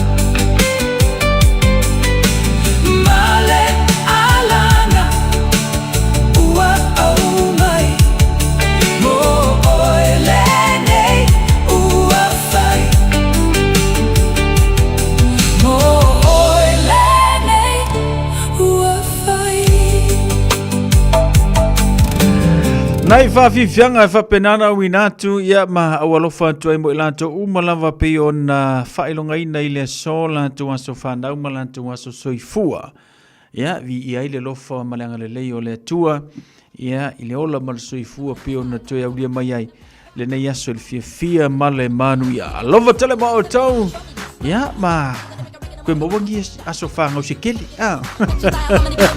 se fulu walu minuto na tale o le itu live Focus, I'm gonna try your best, sparkle out of my head, every rhythm, I'm gonna cause a fire back. I assist ya, look at the pattern, my rhythm, follow me like a scripture. Blown the time, I'm like a tongue twister. Missed, I started be moving, I didn't believe in the tracks. Next step, and it's a lyrical patch, none of the accent. Making them up, they're making them feel, it's not a mother, they're taking them from the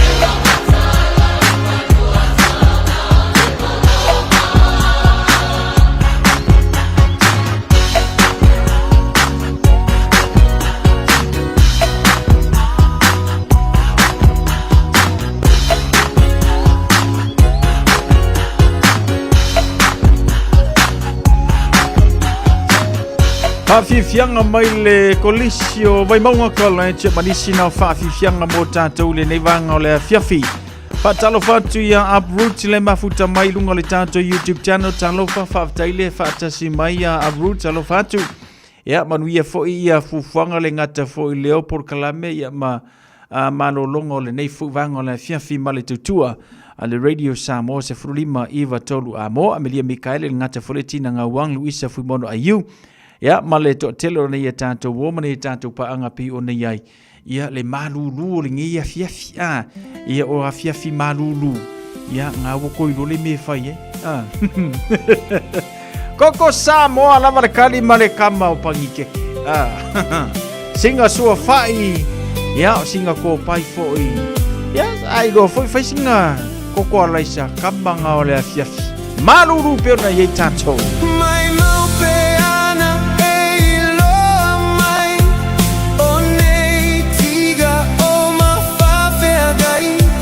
Manei loi matana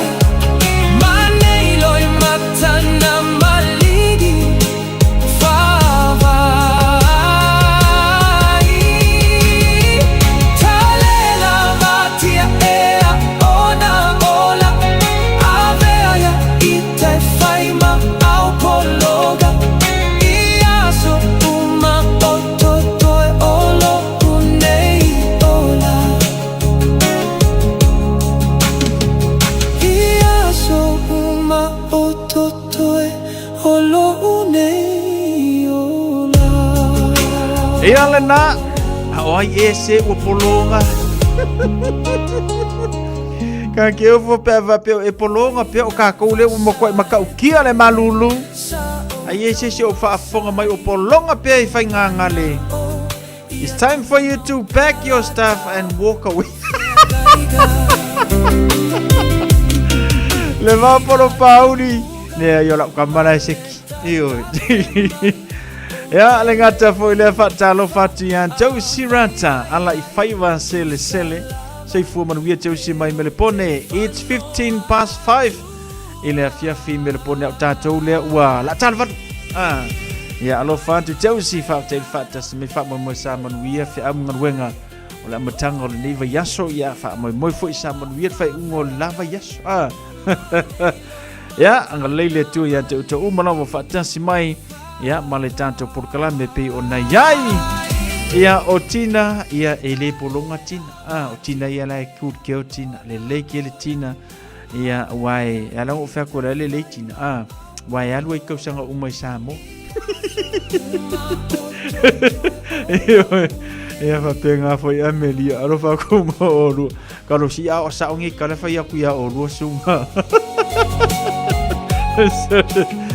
Valu minuto ia lea ua te ona talo le valu minuto na talo le valu mal teu tu le radio Samoa Sulimi vitol amo tato musika tal valu ole a o tau mafai tu su ya tu le tato por kalame ole tu le upenga ile loto le vai aso na se mavai tu nei e lo fai ona fatu no vino le tato por kalame le vai aso le nei ia onolo ile tu ngia sunga fa fenga ia nisio fufuanga I Samoa le fiafile nei ia ai wa umanatu o su ea tu le tanto por kalame last week po se por kalame yo no tu atu lo no wingo la o tu awinatu le tanto por kalame na e to e fa fangu atu mo oe to e fa manatu mo oe tanto por kalame pe ona yai manatu na yai nai vaenga pe ona e tau sa ilia mai le tanto por kalame ia atono da e mau se por kalame la o awinatu mo oe Ele nei a fiafi marsunga ni fa fenga inga pasta po ni fonuti ya male tanto por kalame fa ngoi no tutu le upenga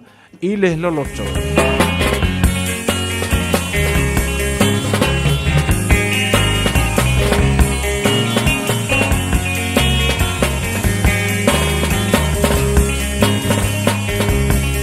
Le martina wana se tanta wana vale o fa ngai Te ti amo, o te fia solo. Tu mamma, si mi hai tu mamma. O e como ni no ma fai no amo ya la e su ai te nei ua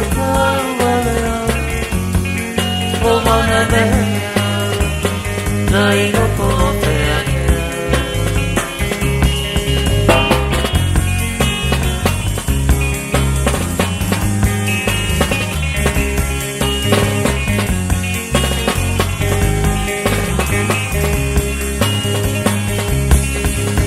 Amo ia oi pasalo Ai te ne vale ma fai nada Ile tu la Via pegado Tu mamá si mi tu mamá Yo le pongo a mi motivo Yo lo mato fai Amo ya la Jesus Ai te nei ua tau Mamma Dai no pote Tu mamma si mi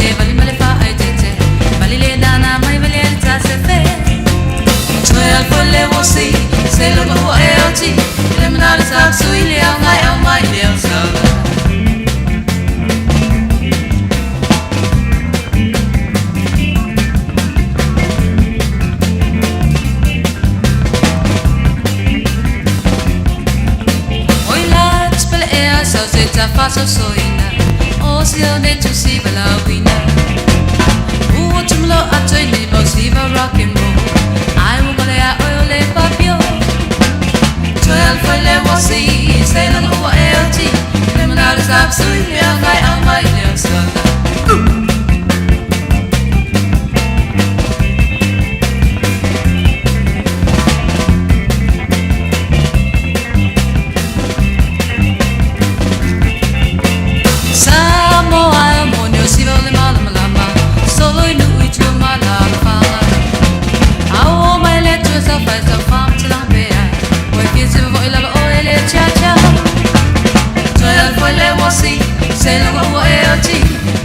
Stop so you liang my on my liang sa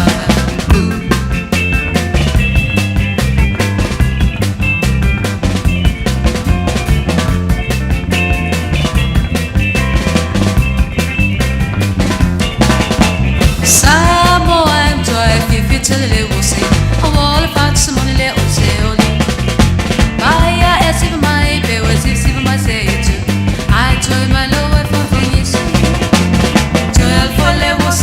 Say long o LG Limonade stop so you liang I on my liang sa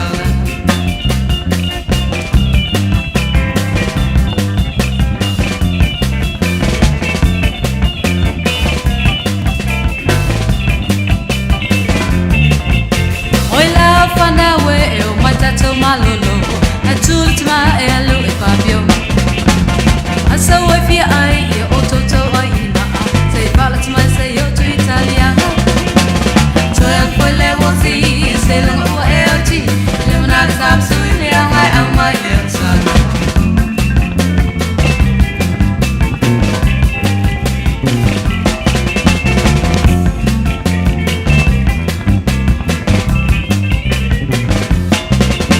Oi la fana we o my loy na fatali Say yo wolo sisi fatatali Atine lo masi matamaf kasi We fefeo bewa telele langi 12 for le wo si say long o LG Limonade stop so you liang I on my liang sa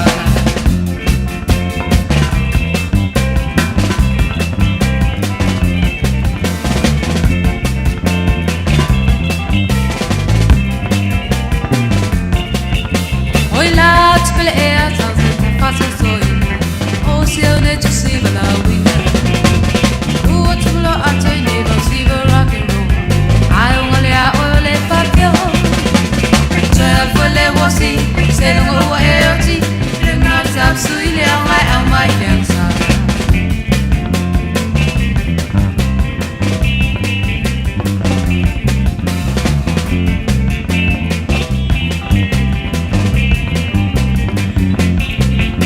Oi la tpele e aso mata mai e poa e na te u fai favale Son vale la vo bata ele vale me le fa ai tete vale le lana mai vale a yo la fa 12 for le wo si say long o LG Limonade stop so you liang I on my liang sa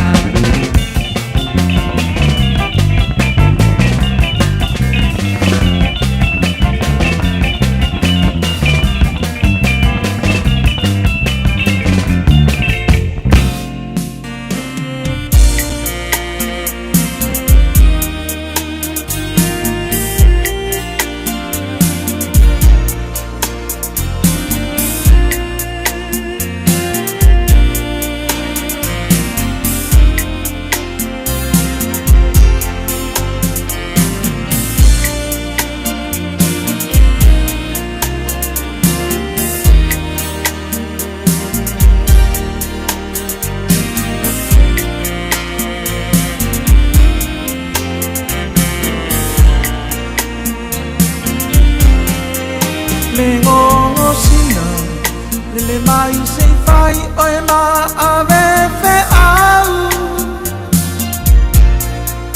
Momo di lo wa fa beta wa le ai lo fa atata Wa ave mai tala lo la le fili atama Jo maya la fule Ale ai oi ma chau sana le masina ua asoa wa sulumiai yo mai fanua oi na manatsu ole asi ile maua le fale o asomua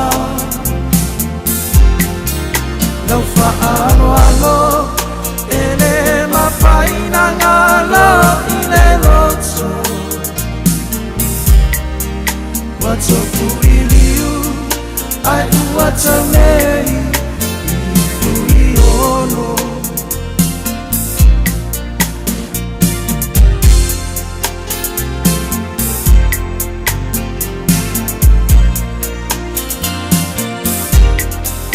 Tania fia longo e pei ole maunga amatatia tu falau nei le la folau mana ua fola sia me ala ole tane ile tausala ua faalia so fanonga o te wina male fia wa ele tifo ile nonu e uso tamali ma fale uporu la ole fiso la ole tolo wala etasi le maunga yono lau fa'alo alo ele mafaina ngalo ile roto watofu iliu ai uatamei ifuiono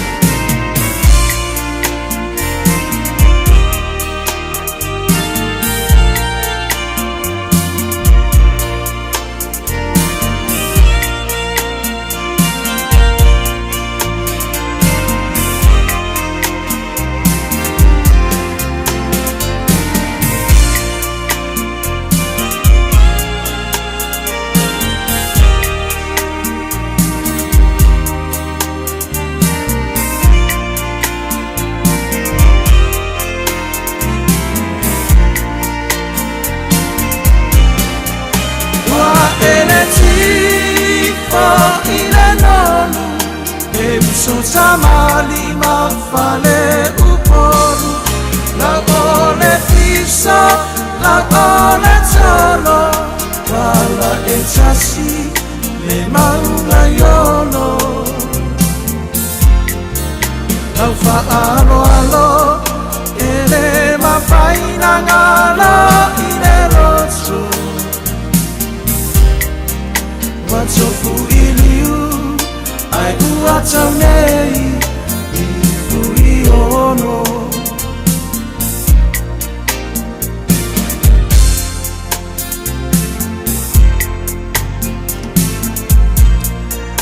Nai whaafifianga seu whiwhiloi le nā mō tātou le nevanga la whiawhisina leo mālole soifua manuia tina ngau le lei manatu le alwa kule ka watspea umaia le tātou porkalame leo le asaunia tia le nevanga la whiawhi ia ma Cecilia Tingamala mālole soifua manuia ia mālo fo ile on sai fi am ngaluenga o le nei whiawhi whaafawina tanielu ia alofa tumo o taupe o ne le tātou porkalame.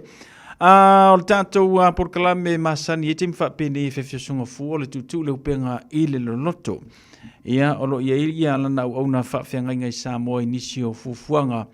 Ia pita iane o manatu le atu e whamanatu mo o le tātou porkalame. Ia pei ona ua maea e tā ua mao ngā mo oe. Ia awau susu enga le ngata fo le pe a whapea na misi a te o le tātou porkalame le temi wasola. Ia lea ua auto e winatu.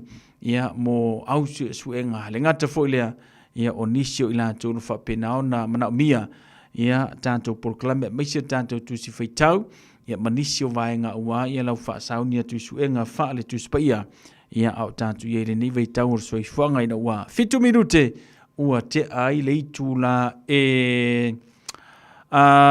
valu ia male tātu proklame pei ona masani ai usi mai al whaafonga.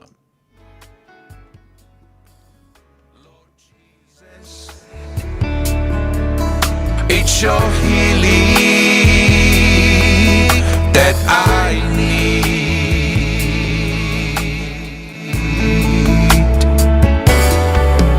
Lord Jesus, I am nothing without you in me. Lord Jesus, you're all I need.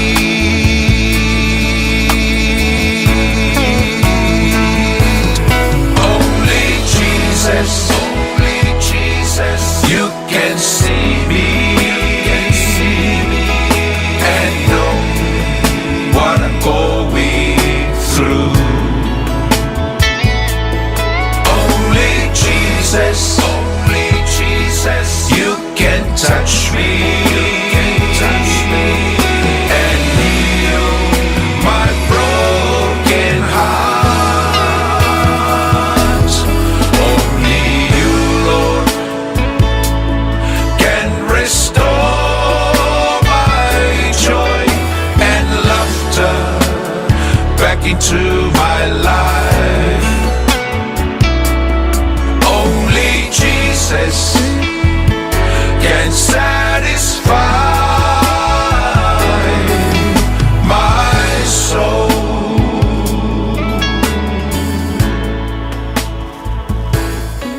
Mazau te whaftai atulo mātou tua e nei whiawhi. Awa o matau tia lava ngā luenga mana alo alofa whamaoni ai mātou. Sa tele lava alo alofa le nei aso mai le tae o si o mai le nei whiawhi. Pale mwhena whaamtalaina le tua e mātou upu le matautia ma le maulunga o lau le lei. Lo lawa whamaoni e lau tau singa alofa ia e mātou. Whaaftai le tua wā. Sa e lata mai lava ia e mātou le aso ato. E o mai lava le nei whiawhi le tua o lo malu pēr lau tau singa ia e mātou lau whanau.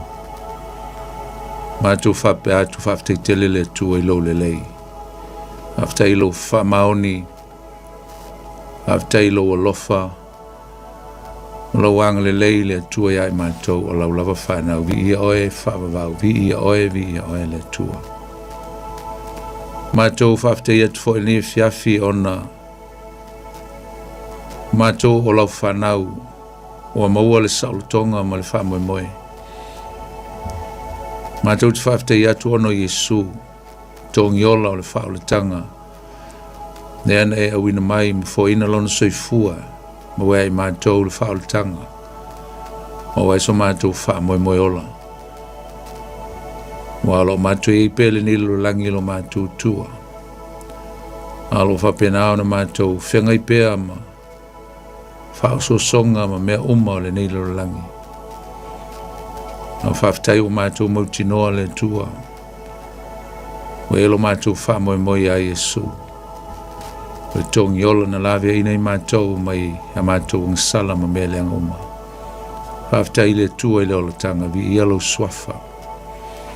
Nā renga te fwoi lea mātou te whaftai atu ona nei teimi wa whaavanoa mai moe mātou. Whaftai ono awala ma mea wai saunia le tua ala le nei au nanga. Whatau nui nā i le mātou wha moe moe le whiawhi. Whai e pēle tau tua ma le au no le wholefole nātu ma le watola upu. Whaftai. Whaftai le teimi, whaftai le avanoa, whaftai. I au lava ngā luenga mau fōwhanga vi ia oelo mātou tua. A le teimi mātou walau atu le tua se e mafuta mai. Whau mai i le amateina le mātou Paul Klame. Te iau lava fo in whaiwina le le whiawhi. Ia tu mau pe ia to ele vi inga. Se nganga i whaile lawe te talo le swafo Yesu. Nganga pa ia i awe seina. Awane i whaalawe lewe ina le tua lau whanau. Mai mātou uma le mātou whalongolongo atu. si ea o mai mātou i laulava upu mātou te fia whalongo iai mō mātou mau ai le tua ni whamunianga so soani le mātou sawalinga o lo whaia nei a manuia mai si o lava ina whai wina ia tu maulivi inga ia te oelo mātou tua a so mai o le whavavau no Yesu mātou te talo atu ai Amen.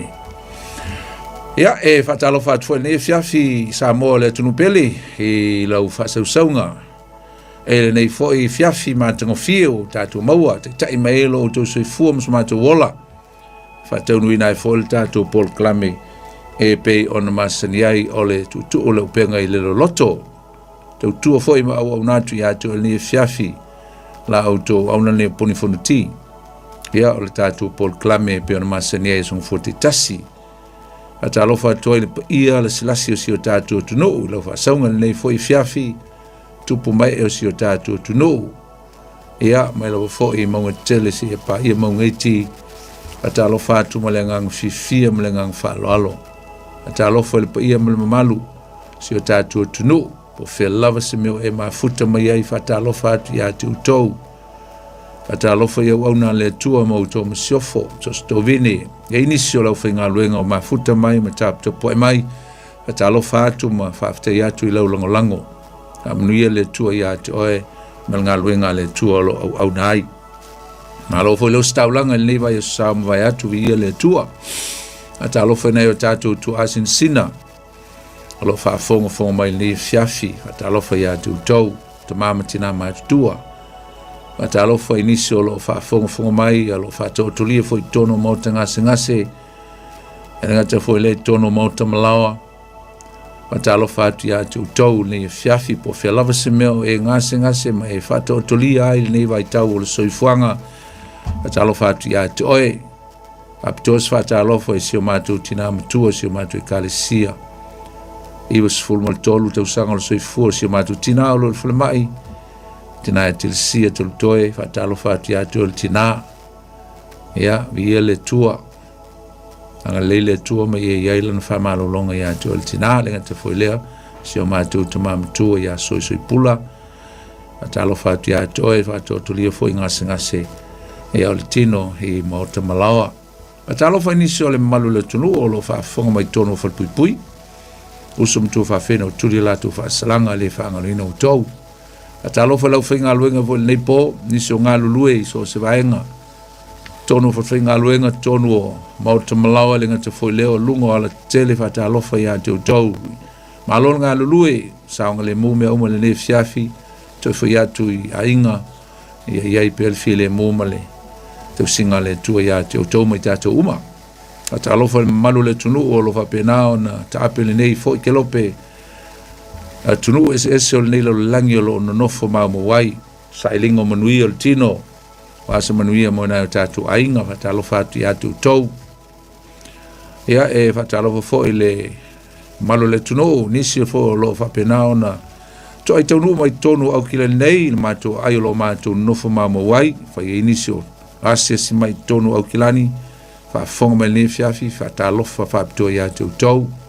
Mas eu inisio lo asia si mai si tātou tunu pele Samoa. Pai malolonga, fai tā whaonga masia si whanau mātua mainga, fai tā lofa i atu. Tau ia me se fo inisio a ngai mai, ia o nao whaalawe lawe masani o soi whanga. Fai tā lofa atu i se tasi foi. Steimi mo mo nei fto ai whaafonga mai whalongolongo. E le nei Paul Klame o le tutu ule upenga i le loto i le Radio Samoa. Nei fiafi ia ma lola wale soi fo maua. Ia, tātou mafuta mai, tu mau mai se wha mai aina le tātou Paul Klame o tōlu ese ma lau telefoni. Ia, po lau le tio tātou whalongolongo le upo le tua. Ia, ma wha masani ai i le upo le tua. Ia le li. Ta lofa fo i le sunga ia sau, tu mai fo i le nei fiafi ma lo sau ngalue ia le tua. Ia, Pamia foi ia aso soifua malo le tulu. Nisi fo lo famne tuina o la tu aso soifua le nei aso ia misi fo le. Ole nei fo i vai aso vai atu ia ata fo i leo vai sa ata lo fatu ia tu tou talo whaptoa I le atali ia por sunga wa tia kono ia Dan se mato ainga I kalisia family tuina lona aswhanau le aso nafi ia vi ia le tua family a toi male ainga ia ole nei fiafi sa mo te rola ava vai foi ole a malolol tato pol klame pe ona fasolo mai le tusia ngā luenga ai le manatu ole a tato tal noa e tuso le vai tau tonu nei tato te e o tau sanga te tasi a mese lava mea na tutupu e le tau sanga taua nei o le talafasolo pito e le ngata o le talafasolo pito le kalesia o le lalolangi ia mese foi ia o soifua Yesu ma le alu o lana tala le lei tau sanga nei e luafe ma le lua ono le utato iai ai a tatu tepa I le talafasolo pito ma le whaatawa ina o le tausanga ma mea o lo tatu whamana tuina pia I le tausanga ma le tausanga I tausaminga o sauninga whamanatu, sauninga whapitoa o tatu lava anga nuu matulanga o tu maanga whakirisiano e maise o le tatu ma ai men tupu tusa ma men whaia Yesu Tātou te whaatawa ina tele ia le nei tausanga o le ti a tolu tolu. Tausanga lea na tele ina whaataunu ina I Yesu tele o mea na walo ia I le whengengi tuai au profeta. Ia i foi nisi o skola le lifa o le tausanga I tolu lua. Tausanga lea na maliwa Yesu ia ma whaataunu ina ai le tele o walo anga I au profeta le whengengi tuai. Ia te au ia o te wawaianga le ti a tolu tolu. A fuala I tausanga. Tātou te wapa ai anga I le tausanga le nei luafe luono. O lea uafe iwa se lau iwa se fulu mali tolu I tausanga. Talu ona tutupu mei e pe o mea fo iala tātou talanoa ai. E le taimi o le anga I atu Yesu I ona pupuanga mamaliu ai. E le ngata foi leo le tausanga lea tātou te mama aianga iai. E se le tāua wa le te leo mea na tutupu ai.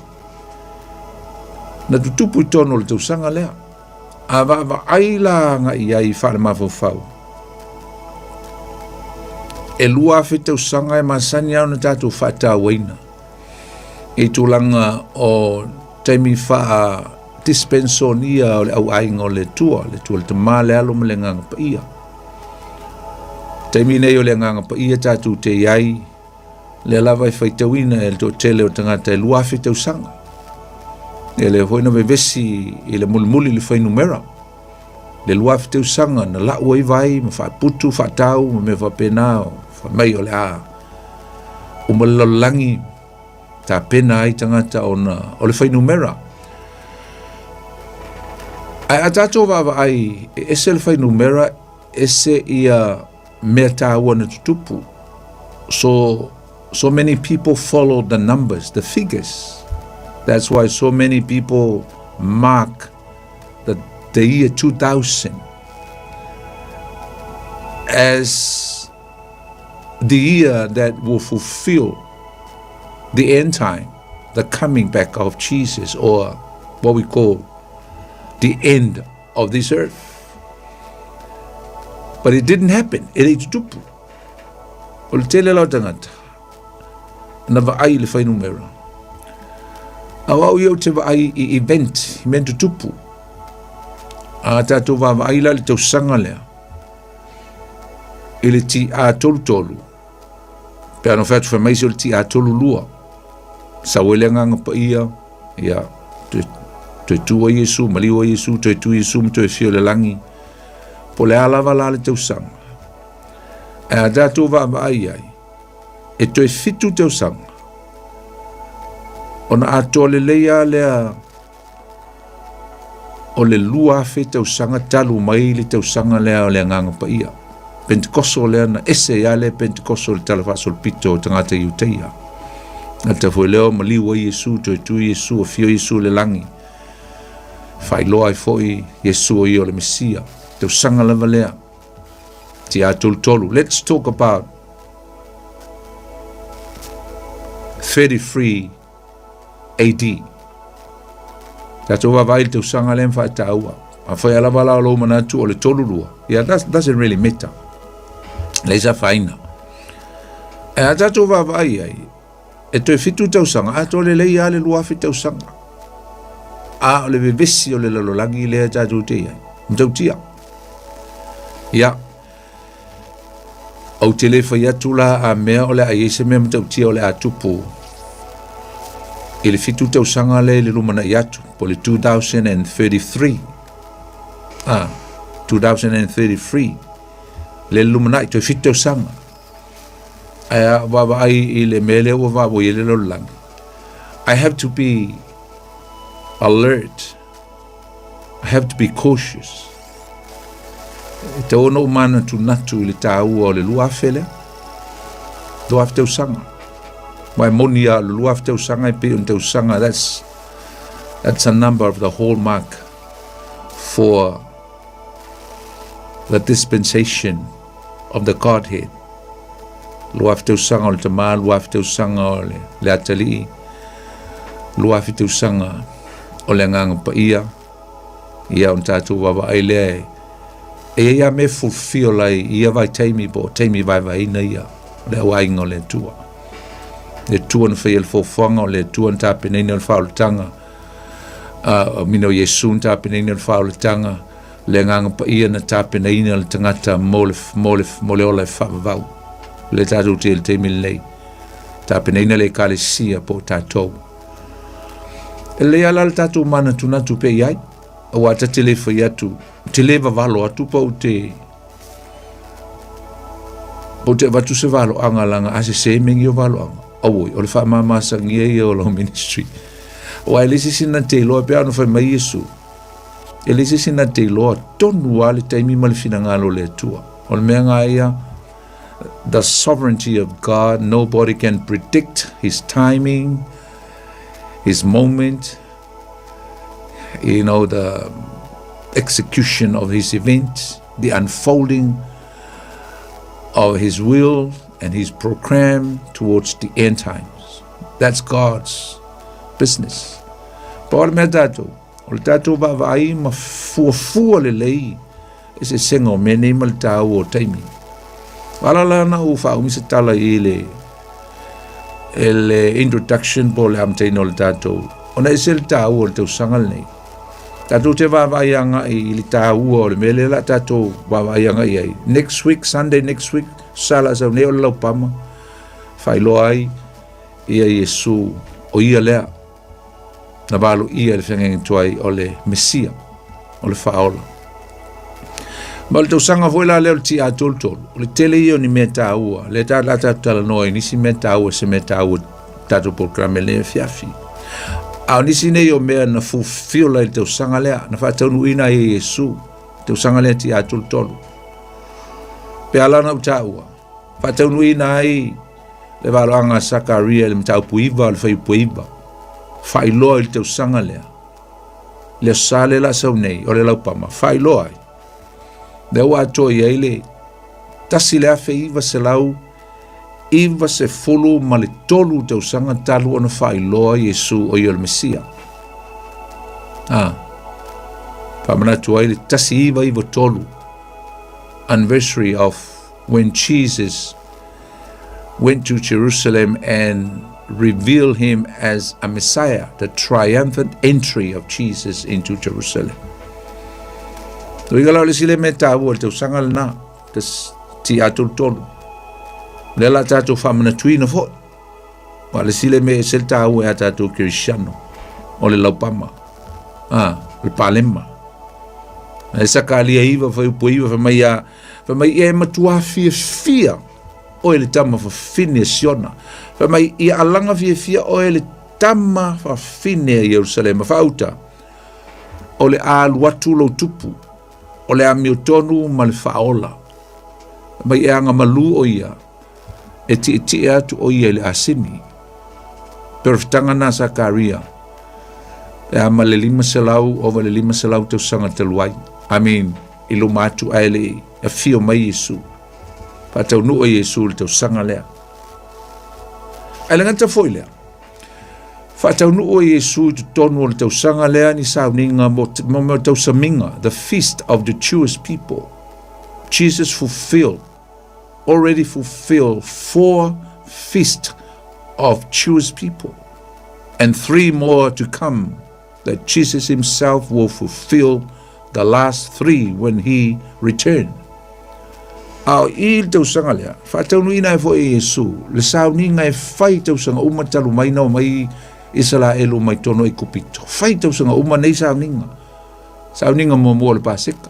Whātau nui nai Yesu, ili tau sanga lea, ti a tulu.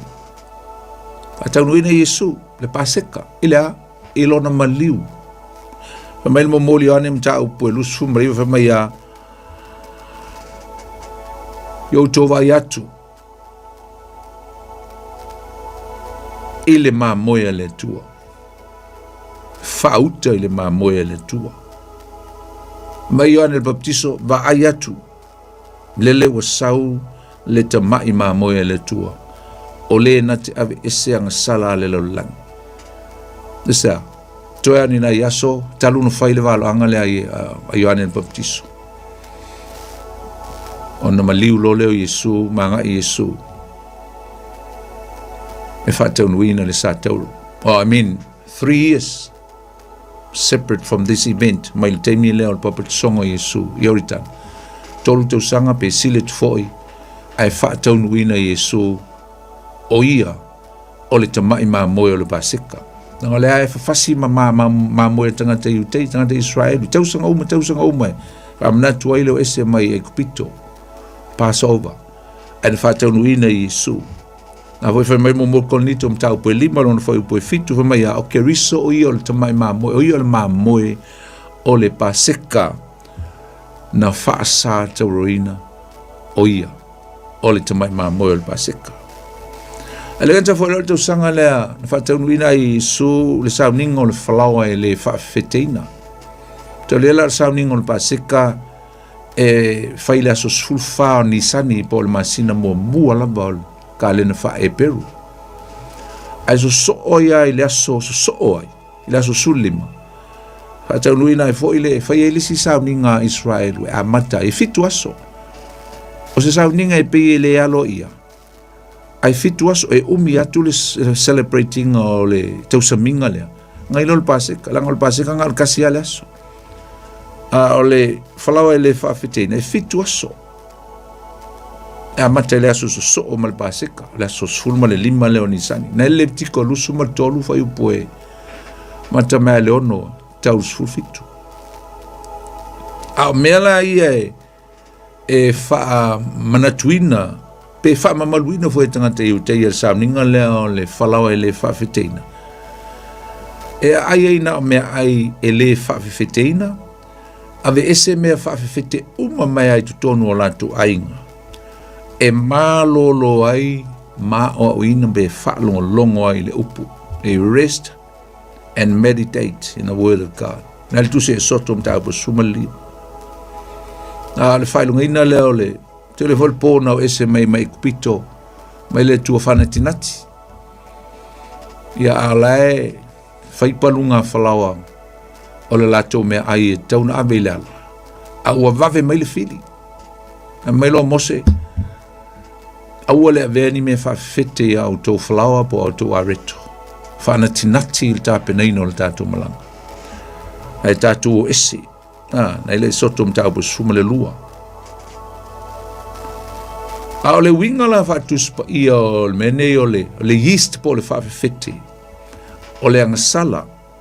E ale ngata foi lea o mameo o ngasese e ale ngata foi lea o le me tau o le hypocrisy po le whawhia mi o tonu me whawhifete le ngasala ne mapena na maua ile mo mulko nito mtau po 5 fai po ono o le vadu na te utala i paulo i mea whawhifete o le me ele lea me leanga na voltu se matei o mtau po sfulono fai po ono te utala i Yesu i mea whawhifete mai alo ese ma mea whaafete lau forseio.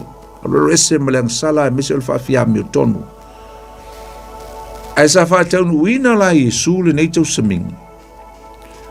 Ina ua maliu o ia o le tamai mā moe o le Paseka. A o le ata atoa o le nei mea. O le tamai mā moe le aiseanga sala. O le ata o le whalao e le whawhiteina. E whaatusa ia Iesu e mamā ato toa o ia. Na ele e peru e wha. Mai sa wha o so soina o ia ai sa lei ang sala o ia. Mai le ane ono lono whaipotor suma lima mai Iesu o au o le areto ola mai le langi. Ruinga o Iesu o le whalawa e le whawhiteina na sau mai le langi. E se ale maa nei lena to ulu mai le langi il tonga vao au Iesu o whaatusa o ia le whalawa mama. E mama a to ia. Ruinga o la fo e fulfill. E le teimina maliu o Iesu e whailo mai ai o ia lea e mama a to o ia fo lea ua na wha mama ina a tātou wanga sala uma. Amen.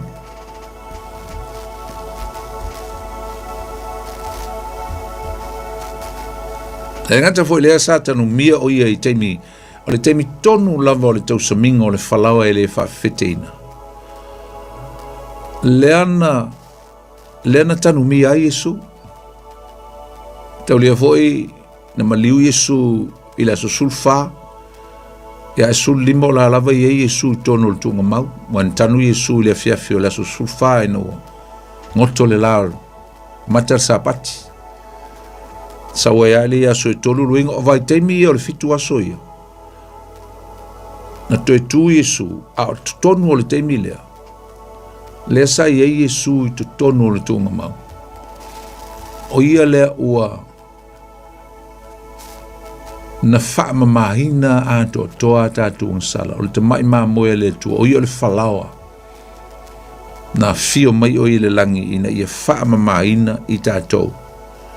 Wha tau nua e sol tau saminga o le ulua i fua.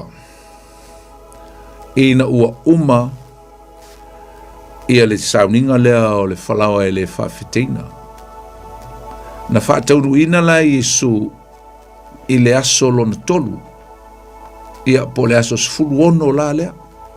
A o tonu al teimi lea, o la alu al fitu aso le whalawa e le whawhiteina. O le tāua tele o le tamai sauninga lea. Ai o atu le aso sfulu ono ni sani. Ai toi tu lo Iesu o a tolu aso taunon maliu Iesu. A o le si foi la ngā sauninga e tupu aina. O le sauninga e tau o le sauninga o le ulua i fua. The first fruits. Whātaunu uina fo ia Iesu, e Iesu li tau sanga le ti a toltolo. Ia le nā fo i sauninga o le ulua i fua. O le ulua i fua lo ringa o toi tu Iesu mai le palpala. O ia lava lea o se tangata na maliu toi tu ai le toi oti. La salona toi ola mai an toi oti. Au Iesu. Toi tu mai lava o ia e le i toi oti e o mal teming e o la lava i soifua. Ma le fai upo e lus fulu al momua al konito sulima. Au le nei ua toi fatuina mai ke riso na ie uoti. Ua avea ma fa polpolo. Fa polpolo wingo le first fruit po le ua mua mai. Mai fa polpolo o e ua mamoe po tangata na fioti. Mai awa ua o mai le oti talu le tangata. O mai foi to tu o e woti talu tangata ia po atamu. Wa fa pe o noti uma ia atamu. Fa pe foi on fa o leina uma ia ke riso. Fa mai don fa po do sumalton. Ai pe tai e tai to tasi malona lava tofi. To fo tangata malona tofi. Ah. Ia po le to tu le ola ia po to tu ele va sala. A o Iesu le wa mai el fa por polo e to tu le ola. Tangata to tu le ola. Ma yo le fa polo o ke riso lea. Muli ani. O e o ia ke riso e toe tutu i lona toe a fio mai. Na lawa ta o mai ina. A faina toe tu Iesu. O ia o le ulua i fua. O le aputi o le selsele. E ila le toe tutu i se aso.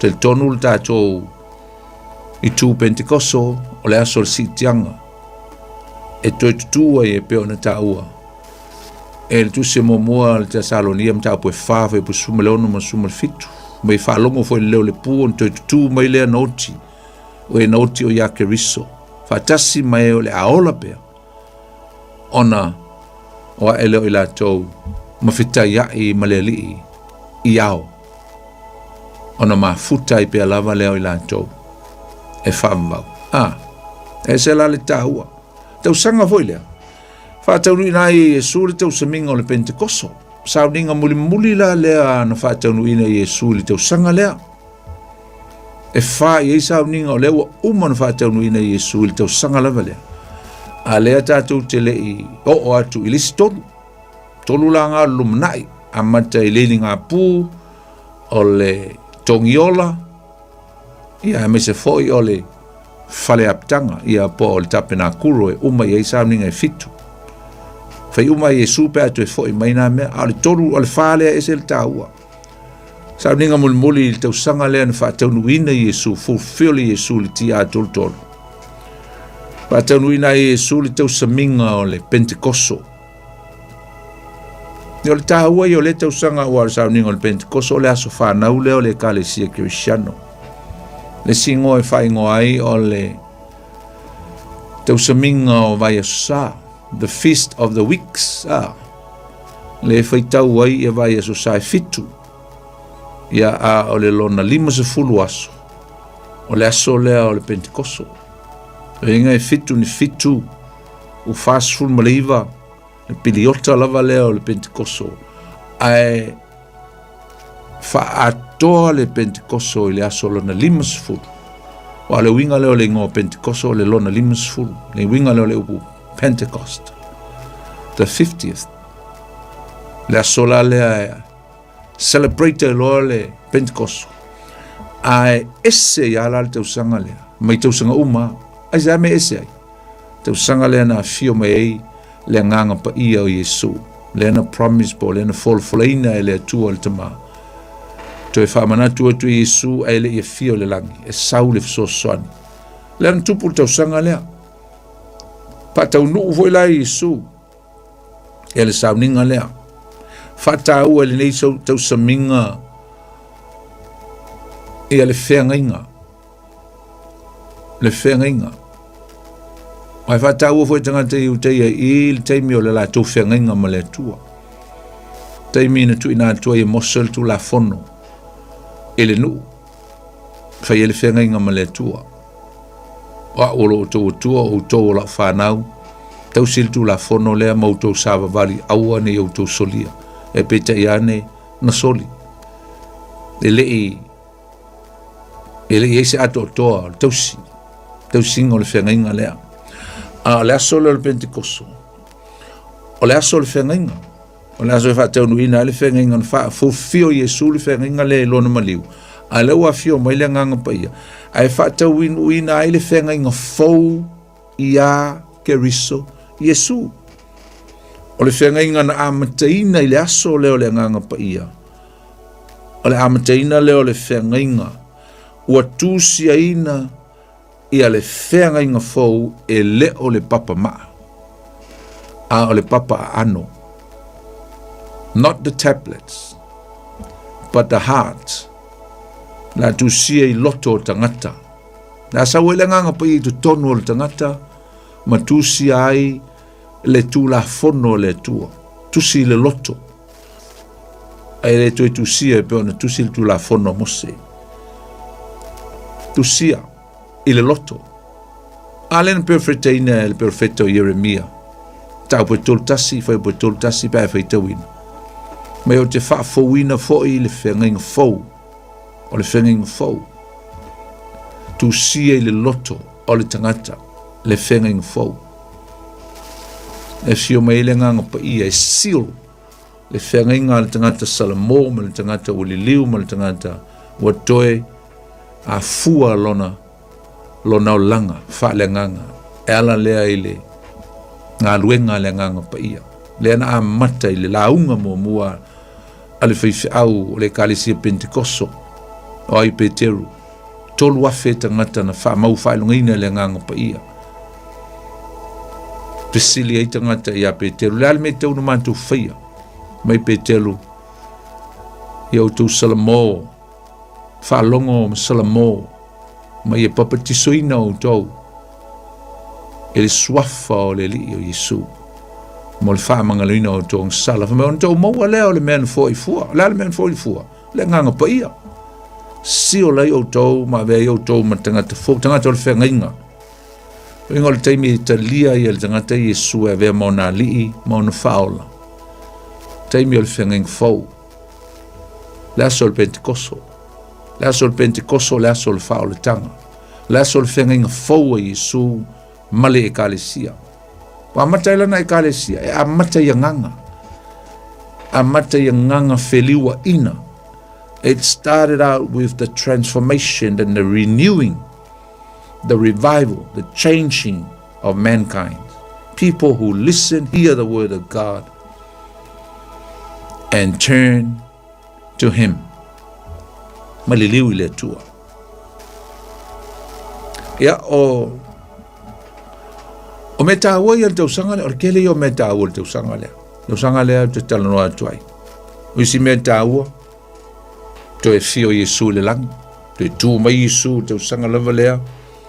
Ma leo tato lona maliu to e tu ale si meta aua. To e fio a Yesu lon tama. Leo o mai le aso le nei, o la lava so i fua Yesu i le tu tau matau i le alofa tu noa, i le tu tau matau le no fo le lofa tu noa. At the right hand side of his Father, in heaven. I le langi. E se la le taua. Ale la tatu te tala noa la, wa le teimi lei. Ale teimi nei to e luava yaso o il paseka, le maliu o Yesu. Ani mentu tupu il tau sanga lea. Ani mentu tupu. Ne ana ula unga ilana na fi, se si mea matau tia na tupu tonu al vai teimi lea. To e luava yaso, pe sili le titi at fo il luava yaso. Ile tau sanga lea, to e luava yaso o il teimi e maliu o Yesu. A tatu wapa aila iai ele tau sanga lea ele tāua tele. E tolu tau sanga o nofo Yesu i Galileia, o ina i eilo na ainga i Nasareta. Aena whaima siasi mai o ia Yerusalema. Nana malanga lo na lima la lea tatu te iai le fiafire nei. Wa e lima na malanga tāua. Ele lo recordinga pe le o loa pe inisia na malanga ele tau loa. Aya o whaia langa ministry le tolu tau sanga i Galileia. E whai masau Jerusalem. Alana malanga muli la le lona lima. Le ana sau lava ma luatua ia i ona poponga. Tia tua ia le aseni ma luatua ia ma maliua ia. Lana malanga la le la tatal noai. O le la walu ese mai Yesu mai Galileia. Now he took off from Galilee. From where his family, his territory, Nazareth, Nasaleta, i Galileia, ni tu i saute o Galileia. A leo sau, a leo se mai lona inga. Le la sau e maliu. Amen. A ese la le, ta opea tatu wawai wa, le la tatu te wawai anga e, wa utfia tala loi, ili ta ua tele o le, o le mele na whaatua i Yesu la salo, o alisi le me tau, e whiololoa nai mea na tutupo ele malanga le Yesu o sau. E pei o le whaamaaloloina Yesu o le tau aso patimaio. E le malanga lava lea, e ngata foi lea, ia o le whungoa ki ala salo e sau, mo le woso mai Eriko, tutupo i mea i ele malanga lea, wa sau, to i luava i aso, o le maliu Yesu, whungoa sa kai o i sau lalo, ia, whaamanuia le nā, au la fonga le tama tax collector nga o la salo malanga mino o i fo i o sakaio na ia leo sau lava leo sau lan malanga no o mai lo leo Yesu o la malanga fa mai o lesi tu o Yoritana tatu te fia va ila mtatu feita wina le mta upo se fulu o tu se yoani on tatu la atu lole mta po lusum mta po sumatas ona il tala ya la sal a fa mai le fa fasa fulu mta po se fulu Ua toe mali wane o ia I tala atu o Ioritana. Lea ua, saulana malanga. Whamai ua toe mali watu o ia I tala atu o Ioritana. I le mea na ulua I papatiso ai e Ioane. Whamai ua nofo fo o ia I lea mea. Ona o mai lea ia te ia o tangata e tō tele, ua whape fo I la tau. Whape fo I la tau. E le ai lava se whailonga na whai e Ioane. A o mea uma na whai mai ai e Ioane ia te ia, nei, e moni ia, e tō tele fo I oe na tele tonu ia te ia. I lea mea. O lea lai whai mai na sau o ia I ta latu watu o Ioritana. E a tātou suela ele mata upu mua mua. O ngai tau mai e ina le mea tonu ama le ingoa le mea le whai mai o toe alu ia. Lo inga sau Yesu, manao Yesu, se I toe asi e tua le mea na baptiso ai, ai le ialu e oti. I toi ui mai a ina e le mea ngai tau o pete whara. Le tau a mai le Ioane mta upu mua mua. A alona whai upu e luas fulu malawalu. Le mea tonu a lea sa baptiso, ma te ilo mta upu mua mua. O ngai tau mai e ina le mea tonu ana baptiso ai Yesu e Ioane. O le mea tonu fo ia na walau mai eile, na sau eile le lupe, ma walau mai le tama ia Yesu, o lo ua tali pele na. I tonu ai le mele, ese la le tau o le mele le uto e fo ia Yesu, le aso lea. E fe mai le fo I belusu ma le valu. O mea ia na whaia I beta para, I talatu o Ioritana, sa papatiso inai Ioane, po inana whaia le papatisonga a Ioane, le na papatiso ai ma Yesu.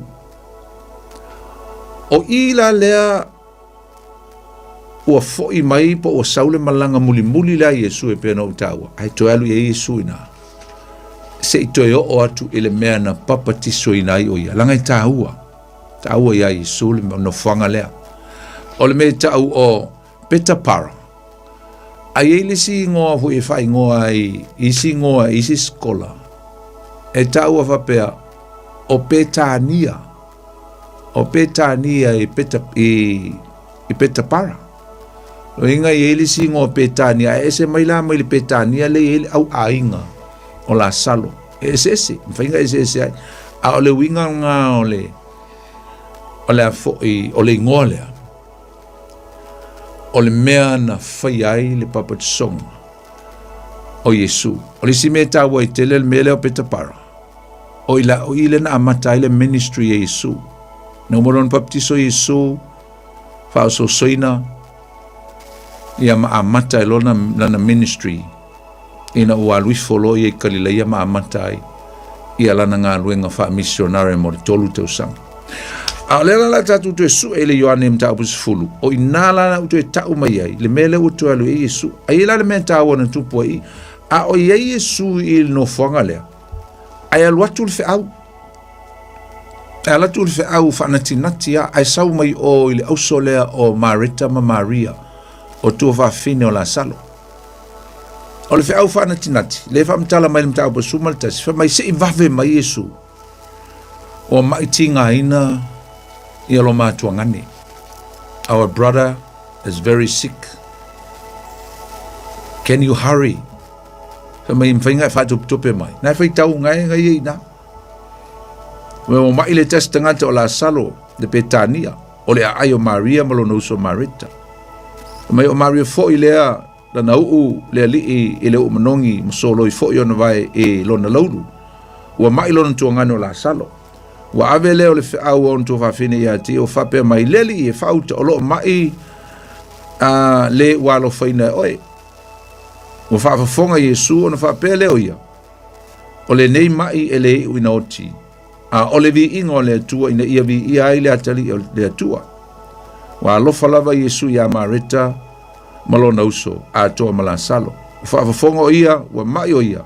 O na nofo pea ai leo o ia e luaso. Ile mea sa iai, muli ane. Ona whapea ne ile o ia so, ia tātou toi fo I uteia. Lela e sele, mana I ole. O le mea lea e whamtala mai I. O le ia Yesu I peta para. Ai alatu le whaau. Yesu se e whaatopitope mai. ona o le mai ia lau ia po le matua ngani. A o le tali lea Iesu le fai mai ele oti lava la salo. Ai ona, ai ina ia faaria luringa fai mai Iesu, ele otia, ai peita e oti. Ina ia faalia ai le mamalu le tua. Ma faa alia ai le matautia o le atali. O luinga lai fōlinga mai i ele o ano ia Iesu ile fe au fana tinati le aza le fa mai tato faitau nei o fa yatu o yon so tato to no fo inisia so selua tato teleo ia ale talala e o mai la Iesu i Betania woti ia la salo ba mai o fa so talo noti la salo. Ai la se mea se le taua i ya fatau ai fo ia nai vai ngole o le launga fo ia na nafi o le memo mua sa fatau ina nafi tatu tilo e pule ale atua i mea uma. The sovereignty of God is above all. Mawalunga masisili ese ale pule awao le atua i mea uma. Ele fosia tatou le taimio le tua, ele fosia tatou le finangalo le tua. Ma sa uta ua whapea. Awani a vea e lo tatou manatu o Iesu o tatou o. Ma mea le angalo ia i tatou o Iesu fo i o le tatou tua, o le tatou li. We have to respect him. Pa aloalo ia Iesu. O ia o lo tatou li, o ia o lo tatou faola. Sa lo mawalunga le manatu o tua whawhine ia. Sa te taua anau sta Iesu, sa te taua ngai lo Iesu le tāua o le mamana onga. A wā le fisili lea na iei le aso lea, le tai ao lea, na tau numa Iesu. Aisea. Aisea Iesu na ele sau ai. Aisea na ele tali mai, aisea mea na ele whaia, ele mea na maa whaia tuai. E tusa o la tala, na umona whaiatu le tala maa reta ia Iesu. Pe ana e i nei Iesu, ele oti lo tuangani. Ai sau foi Maria wha mai, pe ana e le, pe ana e i nei Iesu. Penu ele oti lo matuangani. Nui ngala e pi fōlinga o lai whaiatu. Ai seanga ele sau Iesu. Ele ai se teimi o le tātou mawhtanga ma le tua, mawhtanga ma Iesu, tātou te whailonga whisili nai, le mea e fina ngalo iei le tua. Wa iesteimi e tutupu ai mea o le tino lei, ai tātou whisili ai le matautia o le tua. We question God and his sovereignty when things happen in life. Ai mea tutupu ai tātou whisili ai le tua, isa me uoti, elo tina, isa me uoti, isi au tama, isa me ua, isa, whisili leo le aso leo. Ai oni ngalo ia tātou o le tua e pule le tua i mea uma. Pule le tua i lana teimi. Mai lea se senga ili fe aule na ave. Ia tātou te talo e whai le tua i mea tātou te mana noa, ia tātou mana onga. O le fe aule na ave pe o se talo sanga. Se e wha malo lo mai, se e bave mai, ma se e, can you hurry up and do something? Can you heal our brother, please? Leia ma se senga o tātou te talo. Ai ama taulia a tātou te talo pe tātou te whai i le tua se mea. E tolu atali e le tua usum tua wafini. God has 3 different answers. Yes, no, and wait. Ioe, le ai, mani whaatali, ang sai. Nei teimi e talo tuai whamai le tua le ai. Pea tā vita na te talo, mai tinga ina lona tali i mai a participa na mulilua. Ai whamai le tua, no, I have to take your son. E o ti alo a tali. Iwe a fwoi na tua ina tali talo hana. Ai na whamai le tua i a hana, yes, I can give you a son. Luinga, ole no, male yes. Ia le fo lau avel fe au lau vaanga ia Iesu. Iesu, se vave mai wha mole. Se i faise fuafuanga. Ai wha mai Iesu, wait for another couple of days. Atali monisi aso. Ele mfailanga ko hurry inga le ao le tua, mi milo le ao le tua. No, we can't. We can't stretch the hand of God accordingly to what we want. Ele mfailanga ko mi lo le ao le tua le meta tu te mana wai. E fai alfi na ngalo le tua. Amen. Pule ao le tua I me uma. Ya. Alen tatu tawan nei. E se ale mea lai manatu ia ila baanga ia. E se mea lai finangalo le tu. Mea lai finangalo Yesu. E mana o se I awhai ai oti. E la tu whaile wawenga. In ia whaailoa ai le matau tia o le tua. Ia ma ia exalt ai le atali o le tangata. Yesu le la ia whaile wawenga.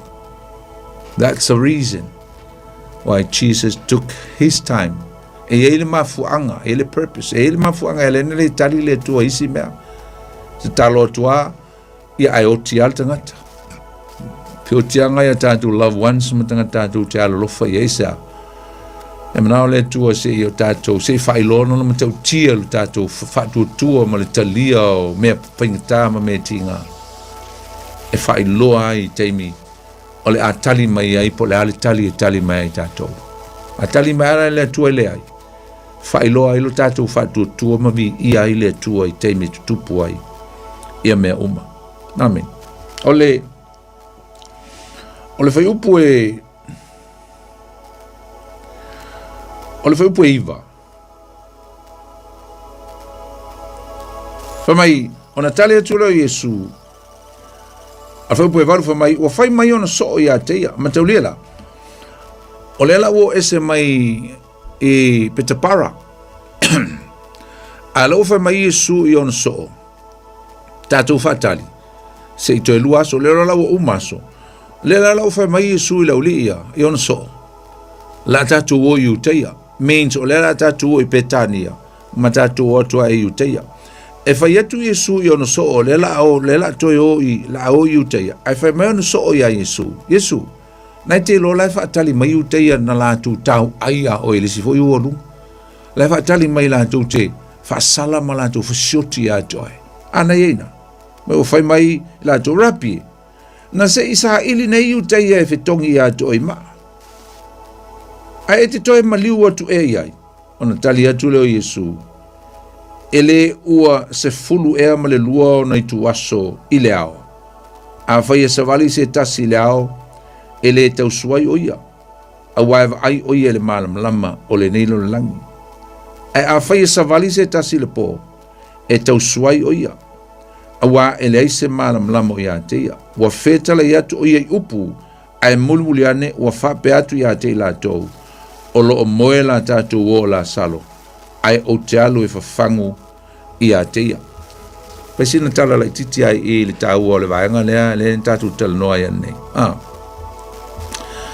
O upu ia Yesu na whai atu I le uli ia. Whai atu ea. O le utar se furu lua, matua I malama lama lava. A whai e malama lama te ale ao. Momula.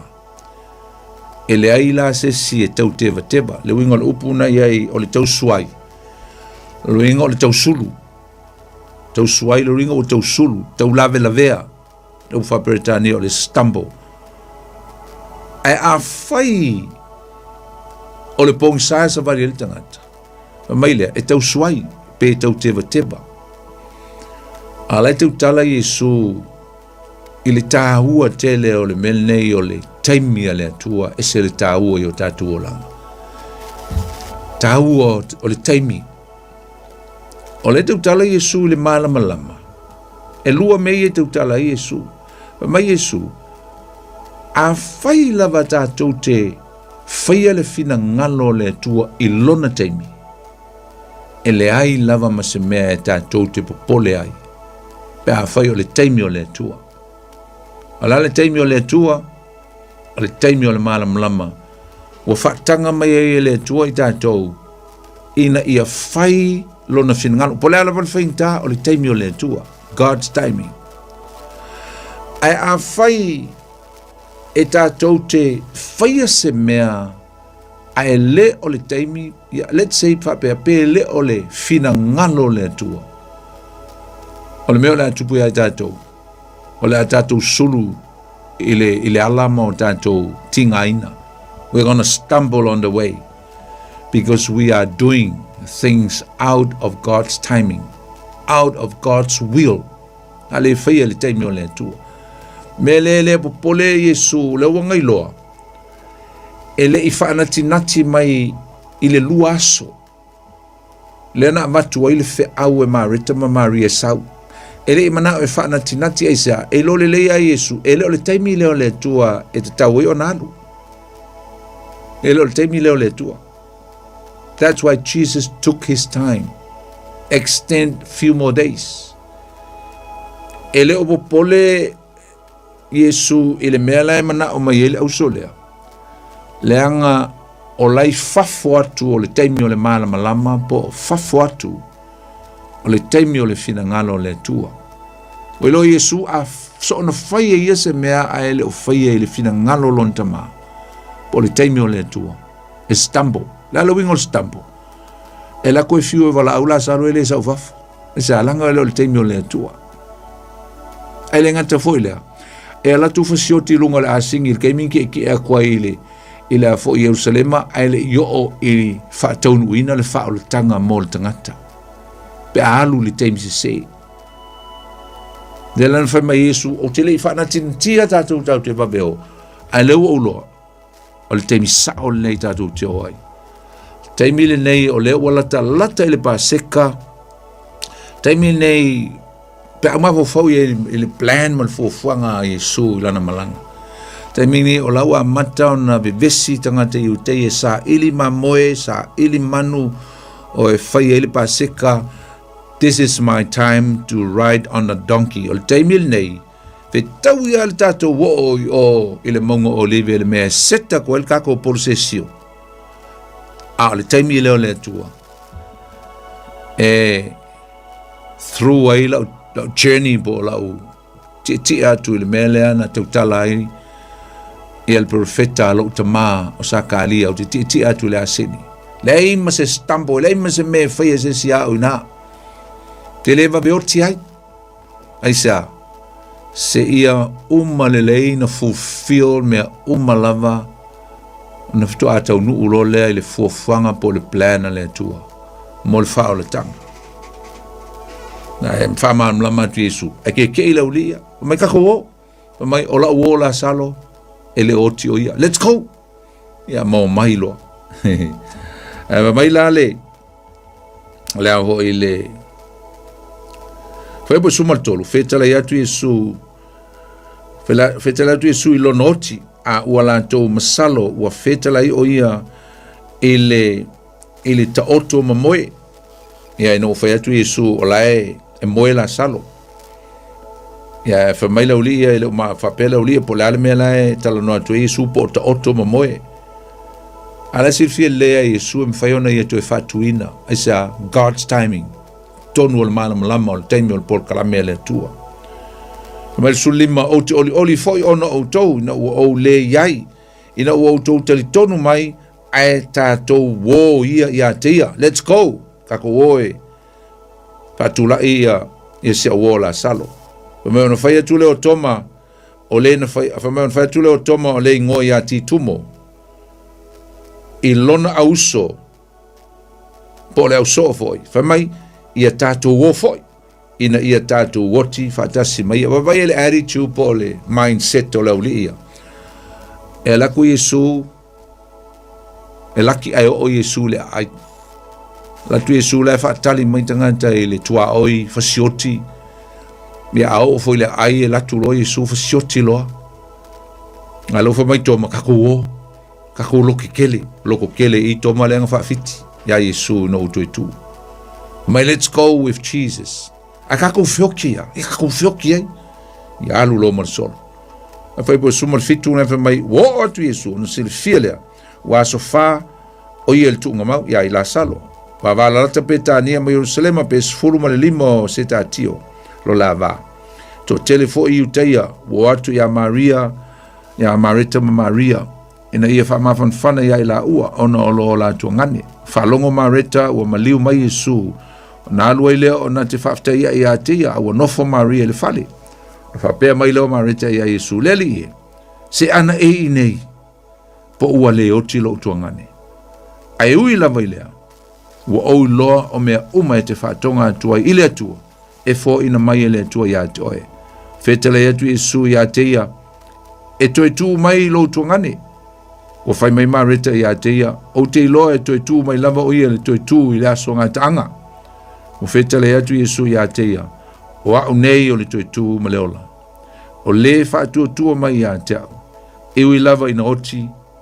Aiola lava o ia. Tangata ola uma e whaatua tua mai ia te au. E le oti lava e o le whaava vau.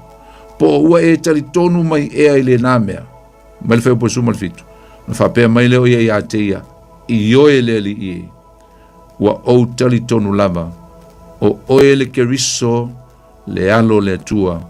O le maliu mai i le lalo langi. Le si mena ufata waina nafi i se tautalanga nafi po se po le upo le tua. O le tau o le mengi o le time. Le timing, po le tense. Tolu a taimi o le soifuanga o le tuanai. O le taimi le nei ma le lumanai. Le la vea i taimi o le soifuanga. O le tal no atu Yesu e tal no mai marete le taimi o le tuanai. Pe ana e i nei. Mai mau pe ana e i nei. Le faso talu ai Yesu. I lace interest, but Jesus had no interest of the past. Ele o se não pos fio Yesu e koe kalango le taimi o te. Ai se mwhai Yesu mwhai lwa venga ele. 4 days ago. Mwhai Yesu mwhai. Alanga ele o le taimi o lon tamaa.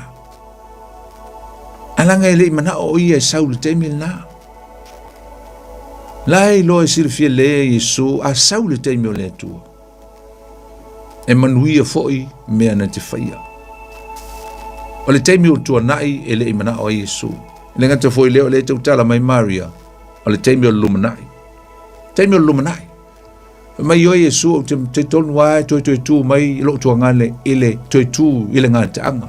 So now o le past, ma le present, ma le future, lewa include. Ai tali etu Yesu. Ai fai etu Yesu. No. O leo te tau tala atu i le taimi le nei. O feo i eilo loto marita. Feo i eilo mafufau. O feo i eilo fai tuatua. Ale na fesili ai Yesu ya marita. Inga ua umano ni fai upu lea. Wa'u nei ole toi tu nei. Wa'u nei. I am. No ingo swafa leo le tu. I am the resurrection and life. Me wa'u toi tu maleola. Whaalongo lai upu ia. Taimi nei. O le e whaatua tua mai ia tau. Ele o ngangafi ele o kai au. A o nei. A le whaia mareta le vevesi le mawawau. Le whaia mareta le ele ato tolon te tonu i le mafutanga nga iei mai Yesu ele o maua se mea o ngā le auso lea. Ele o maua se mea o ngā ele o itali tonu wina. They never recognized the power. Jesus can perform miracles. Jesus can do anything. Jesus can do impossible. Ele o ilo alwaanga lea le. Le mea mwhaingwhai Yesu.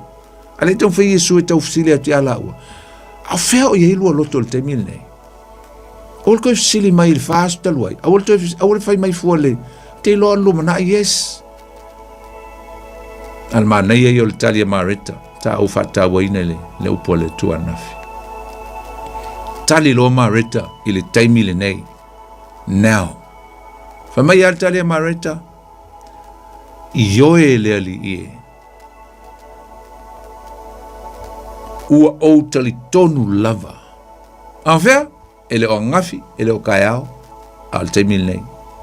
Ua o tali tonu lava o oe o le ali, o oe o le keriso. Le alo le atua o le na maliu mai. I le langi. Mai fea, mai le langi. I believe in you. Le sel tāua te leo mea au ngāma me tāua tau te mua mai e li tala le nei. Ia wafo i atua e se loloto. o le soifuanga masani leo tātou. O lea, taimi o whaanoanoanga. Taimi o le mautonu le mawhawhau. Taimi o maliu whawhosei se pele ia te o se wainga. Tonu e ka le sia mamawhitanga. Ia maleo langa nei, i le wala au le atua. Whawhosei ana o til tangata. O fea i aile whaatua tua o le tangata. I le taimi lea. Ia tonu ala le mfeuntu e whaatua mai leo til taimi lea. A o fea o ilo whaatua tua. E tele tonu mai whaatua tua ia Yesu le taimi la valna. I lea. E mawhai e Yesu o na toe whaatua. Lou tina, lou atali, lou awawhine, lou to lua. I le aso o le toi tu po le aso le sitiang. Mea nana fia i loa Yesu. Po feo la i le loto Marita. Po feo voi la i le loto Maria. Pe tali tonu o Yesu o le toi tu. Wa foi e lua fai upuna eina. La e tala no Yesu e tusa ma le tali e Marita. La o tala no Yesu le tāua o le taimili nei. Ala fo tala no atu ma Yesu le tāua la le lumanai. Tāua le lumanai. O le lumanai na. Nai le fai upo e lusu ma le lima. E mai o au nei o le toi tu ma le ola. O le fa tu mai a te au. E ui lava ina oti. Ai ola lava ia. Te tala langa i le lumanai. E ui na oti matanu lou. Le tangata e pele ia te oe. Ai le ola e toi tu.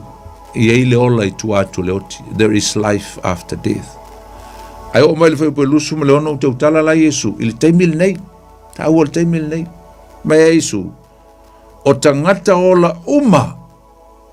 Every human being that have faith. Mai o tangata ola uma. E whaatua tua mai i a tea. Te utala Yesu taimi alna.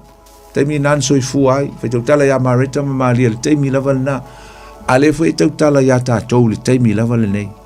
Tangata ola uma, o se e whaatua tua mai ia tau. Whaatua tua ia Yesu la so i fua le taimi le nei. Na mai ia, e le oti lava e o i le whaavavau. Le lau tau tala Yesu le lumana. O le winga o le tala Yesu. O le whaatua tua mai ia tau. E le oti lava o i e whaavavau. E o i le whaavavau. Fa mai po ua e tali tonu mai ea i le nāmea. O le winga o le whetelai ngā Yesu. Yes, tātou te whioti. Tātou te whioti i le tino le nei. Ai tātou te lea whaina usum tō whawhene i le meta ole. Oti whalua. Le oti whalua o le oti o le tino toi oti le anganga. Winga e oti al tino i e oti tātou. E oti le tino. But that's a gate to the everlasting life. To another certain life. Ao lisi le nā la atu o le tangata whaatua tua. E whaatalitali ai le isi ola e na te maua. Pe a o i le ngātanga. So le ringa o tātou tangata whaatua tua. Tātou te tonu. E eile si ola i tu atu le oti. Eile si awa noa e tātou toi mafuta ai ma o tātou ainga. Pe a whai tātou toi whailoa i umo i le ola e whaavau. E fua le tāpenanga le tangata i le teimile nei. Mea ngā ese le tāua i o le teimile nei. That's why today, the present time, is so crucial, brothers and sisters. Because today will determine your future. O le aso le nei, e loa ai po le ale mea le ao o i tai ao. Po le ale mea le ao o i e lumanai. O le ale winga o le matanga o fio le lumanai. Pe a whaia le anga leo langa le taimile nei. Le ale matanga o fio le tele o mea le leina whaia le tōnai. Ai o ma le taimile e ua. Mwha le tonu so i fua whale ngang. Toi elu ese mai Yesu. O le toi isi whaatua tua mas toi te le tonu i le li. Mea nana watu Yesu fa mai o le lumanai, yes, lumanai, tanta e whaatua tua mai a tau, e ui na oti, e ui lava na oti. Ai ola lava ia. Ale la fala te tala tu Yesu, fa mai le aso le nei. Fa tu mai a ta u le aso le nei. Fa mai e o lava o ia i le fa vavau. E le oti. Which mean e te oti altino. A aloa nganga e le oti. E so i fuapea e fa vavau e toi ma futa fatasi. O tatu ai ngapele a meise o le maftanga ma Yesu i le ola e whawau malona malo o lo o le lumanai. To e se la le tau au sumu tu hawhine. O bea bea tatu tal noa le fia. Filusu mal valu. Ma iu e whai mai a upo na aluane le o ia ma vala au le mu. Ilo na uso Marita. Ia, o Maria. Marita le walu vala au malia. O whape atu. Wo o mai le o ao. Wo vala au ia ati oe. O whaalongo fwe o ia o na vave tū leo i lunga. Wa alu atu ia te ia. A o Yesu ele i maliwane ile ai. A ua ile mea na lafte ia ia ma Marita. O tangata iu te ia fo i sa ile fale ma ia. Ma wha mawhan whana ia te ia. O la tō ai atu ia Maria wa vave tū i lunga ma alu fafo. O nmulmuli atu leo la tō ia te ia o whapeane o lea e alu e le tūnga mau e te tangi ai. O fo i Maria i le mea sa ye Yesu wa ai mai a tia ona whapa u mai le o ia i ona vai. Na whape mai o ia leli e ana e i nei po ua le oti lo tuangane. Pe ana whea tuanga le la. La se senga malefisiri. Yesu ai se ale mea nga ele saua. Ai se ale mea nga ele tali mai. Why didn't you answer? Why didn't you come? Why didn't you react urgently to our call? E sa mea nga ele sauan. E tu sa maupu e mai. Se ana e i nei Yesu. Ele oti lo matua ngani.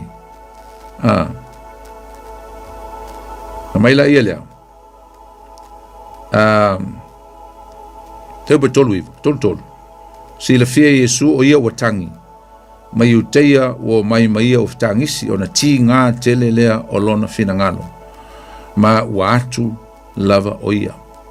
Ona whapea atu lea o whea na utu ina ai o ia. O whapea mai la tau ia te leli e maliu maia e te silsila iai. Ma mai leo le whai upo e tolu surma le lima. O le whai upo sili o na pupu ultus pa ia. Ma mai ia ua tangi Yesu. Ua tangi Yesu.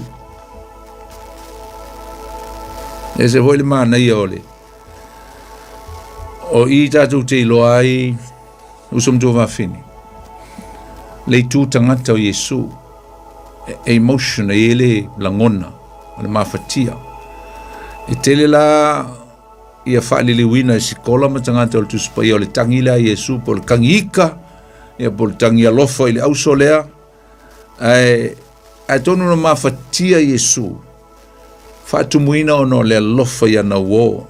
Wau fitangisi ma le tinga. Ia ono se tasi o maliu tono le ainga. Ai na o ta ua na nafi ma o whaama mawhaina le tūlea o le tangi a Yesu. I lona ita. Ia leo le ika hoi le ai pe o le o le tinga o le fina ngalo Yesu. O le mawhatia ma le whaanua noa o lona si le fia ina lea. Ia o le tūlanga o le matau tia o le angasala. Ma le tutongi o le angasala. O le oti lea.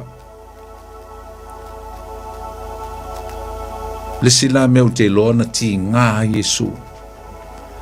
Lo Yesu o lea le alu e maliu, le la alu e avelo na ola. Na iwa yaso, whatau nuu mea umalama e tusa o le whaalutanga e ala ilona soifua la tui natu e maliu. Alela alu Yesu e whasanga i le maliu, whasanga i le oti. La tū lunga mduma le tūnga mau. E le loa po le whanua noa Yesu, le whitangisi o le vaanga lea. E le loa po le sina mena tangi Yesu, o le vai atu le auso lea. Kau whasinga whaavai vai, le vai o la whatuatua. Le la le te le tonu ina o Yesu, le tele o teimi na vai e va venga ma mea matau tia na whea Yesu. A o leo o mai i ngā whikangi sin whai mai se Yesu. Ai se ale menga e le sa. Ai ngei Yesu e. Le se me tupu. Tangi lo Yesu. A tonu la le alofo Iesu. Ai se le tau pea tātou vavai i le mamafa ia Iesu. O le mene o le tangata e ola i le angasala. Ma le oti ma le tutongi o le angasala. Pe avai atu i le humanity ma le lololangi ma nei tangata. Wai le na ma ria ma reta le i. Fa be uto tele tangata i utei o atu. E fia mata ma fia whalongolongo ia me se wole whai te tala. I le maliu o la salo. Te lole o atua. To e sfulmal whata atu minuti. Ia tala atu le tato leina. Fia walau mai fo, ia walau mai. Tal no atu pea, ia ai walau mai pea ise me te fia. Whapopo mai fo le tato mta upu. Ale sil nā tala, ise le tā ua i taimi nei, taimi ua. Te olia na umana whatu la salo. Ia le usau le tato walau mua. Talofa lava. Talofa. Talofa la sunga poni. Alofa, oi le saunua. O tulepa, maro se fo momo langi ma na ilmu tau punia. Aftai, talofa lau tulepa. Ia, saunua maia. Ia, le ai aftai ya, o le emo ia e le fama ele ilo e sasi teme le fiuma Iesu. Ia. A le ta ume paulo le lua te saro ni ilmu tau pui lua. Fama i, uni fa seino do fa pese tala fa pe o mana fiuma Iesu. Fama i. E mua reveal, mo le man of lawlessness. Kwa fiuma lo Iesu. Tangata le sala. Ia, sa. Luan fe aina. Ia. Man, ia, na, so, na uta ume paulo, e fa me tu tupu, fa longa me tu tupu na tau ia mata io. E fa me tu tupu le fiuma Iesu. Yes. Mata io lufu fa. Ia. Na fa mai mua le tu sulula. Yes. Le tu sulul masina, la tu ulumai tu langi. Ia. Ia mara ta ulula langi. Ia. Ia ta tu te vai ia.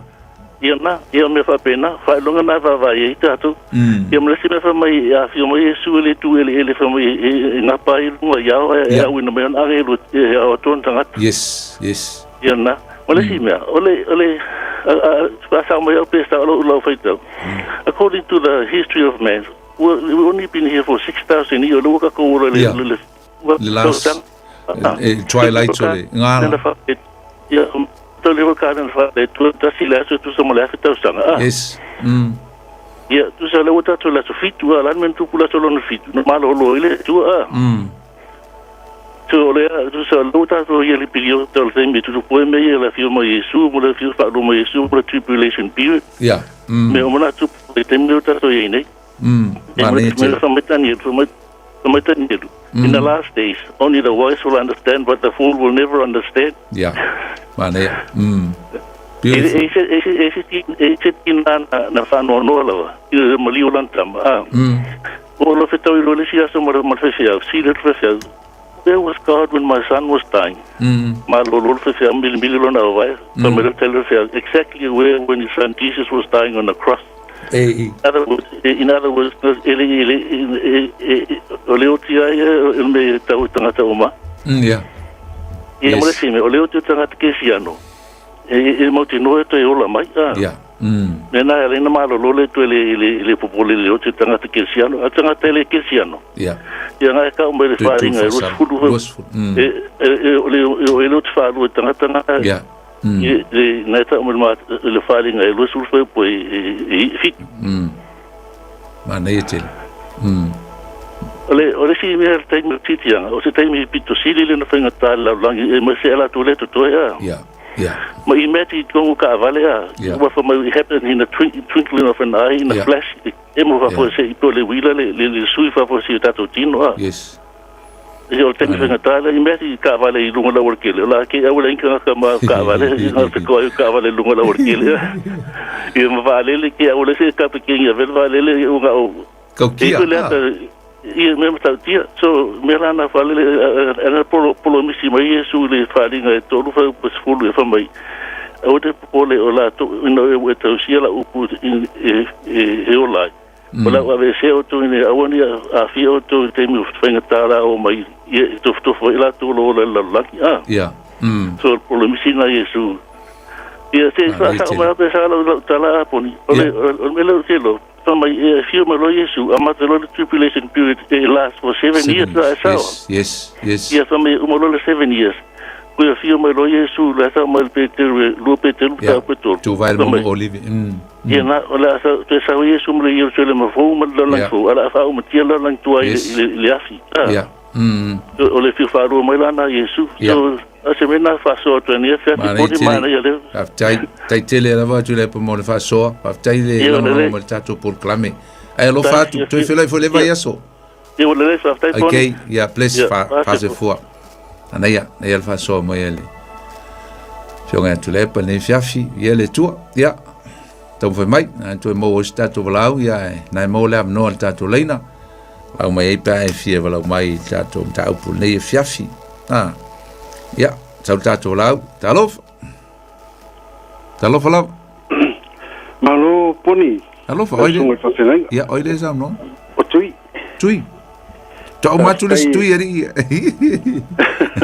e pe kuriloa ka ko pokalame ya ia mo so pokalame ai sa ulungo lekio yes poni o la ule ka wai si va ngol tu spa io sa wale le attack ai o ngo va nga io ta ul pokalame poni peila ole mele sa unya ku ia ile fa na tuino la somaliu ya ia a ko aila mal pokalame piko sili le o tau o le kako fa kari di sikianga po le ko e fio mai o Yesu yes o mea ia poni o lo fa ngo ia ya o nga o les pela o isi me ia pe ngo fa por se furua i ya o va enga umaia o le ateka ia le ki apolo i kulanga o le fionga le li ya a se vaenga siling o fa lela la kalango la u ba ko se la ngona fa ta da somaliu male ya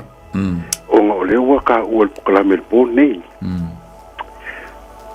o kele lo wa ele o attacking e ka ngaka le mala malama maka ngaka fo ie ya le fa tu maka ngaka fo ie fa pau a ole attack le sau i meia from inwards of my kongwa iyo o le whaangonganga na o le attack mai ai ke no karkongunga whaalkuspa ia ia mai mau peang whaapeo lai ama karkongunga whaalkuspa ia lai vai tonu le upa pea mga ofo le leo ala aposkolo Paulo e a Timoteo ve o mwhai launga i loa vai kongu le upa ai pe o le menga le langona i whaalonoa langa o le sau lungo le rekio o le whaalongo uma ia sa moa i pokalame le wanga pawale ka kurikio le so ke whaalongo longo ia e pela le vanga na al te sili lo uma fau o ala mela ia o kongo kalesia ia o ala mela ia o mele whaongo a whamei whamalkus pa ia whaini mele a whamela ko kurungo aua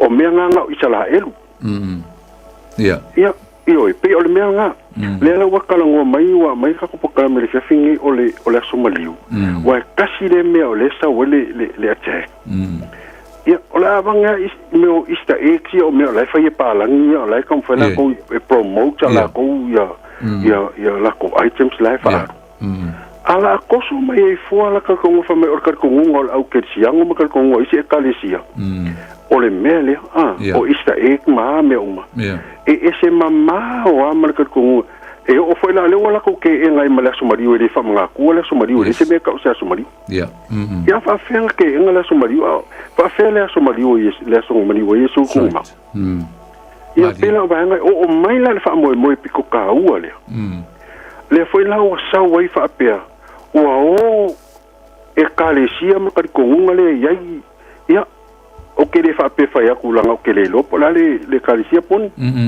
ia ai lang o ke akui le karunga le famela fionga le tu langa le famela fionga le li o le ke lo kanga ka wa fa mai la ko fam kalanga o fe o ye le menga fola inga ia pe o fiu fakat o fiu fakari o mo ya kwala nga kamanga la ko fa upua mai makala i mai mele ala famela fionga le tu ele fa kwai mai le la pe mali e sa nganga le fia fingi la usunga la fengai e kere o au mai e pe o le mele au mai e avisi ngai me o ka ka o le aso o ka o le kaimi ai na paua pe o fisile so o Yesu ya Yesu o a fe ko fu kai a o le ase failong ia o lea kele whailonga le whaila uka koe ngi vai kai miri kele o kaua le im wha mai maonge o le vao mākua ma whangau o whangau o ete ma mākua a le koe whikau sanga a kolu afi ioi a o lea lava e sawa le attack ia o lea sawa le attack a wha medical spaia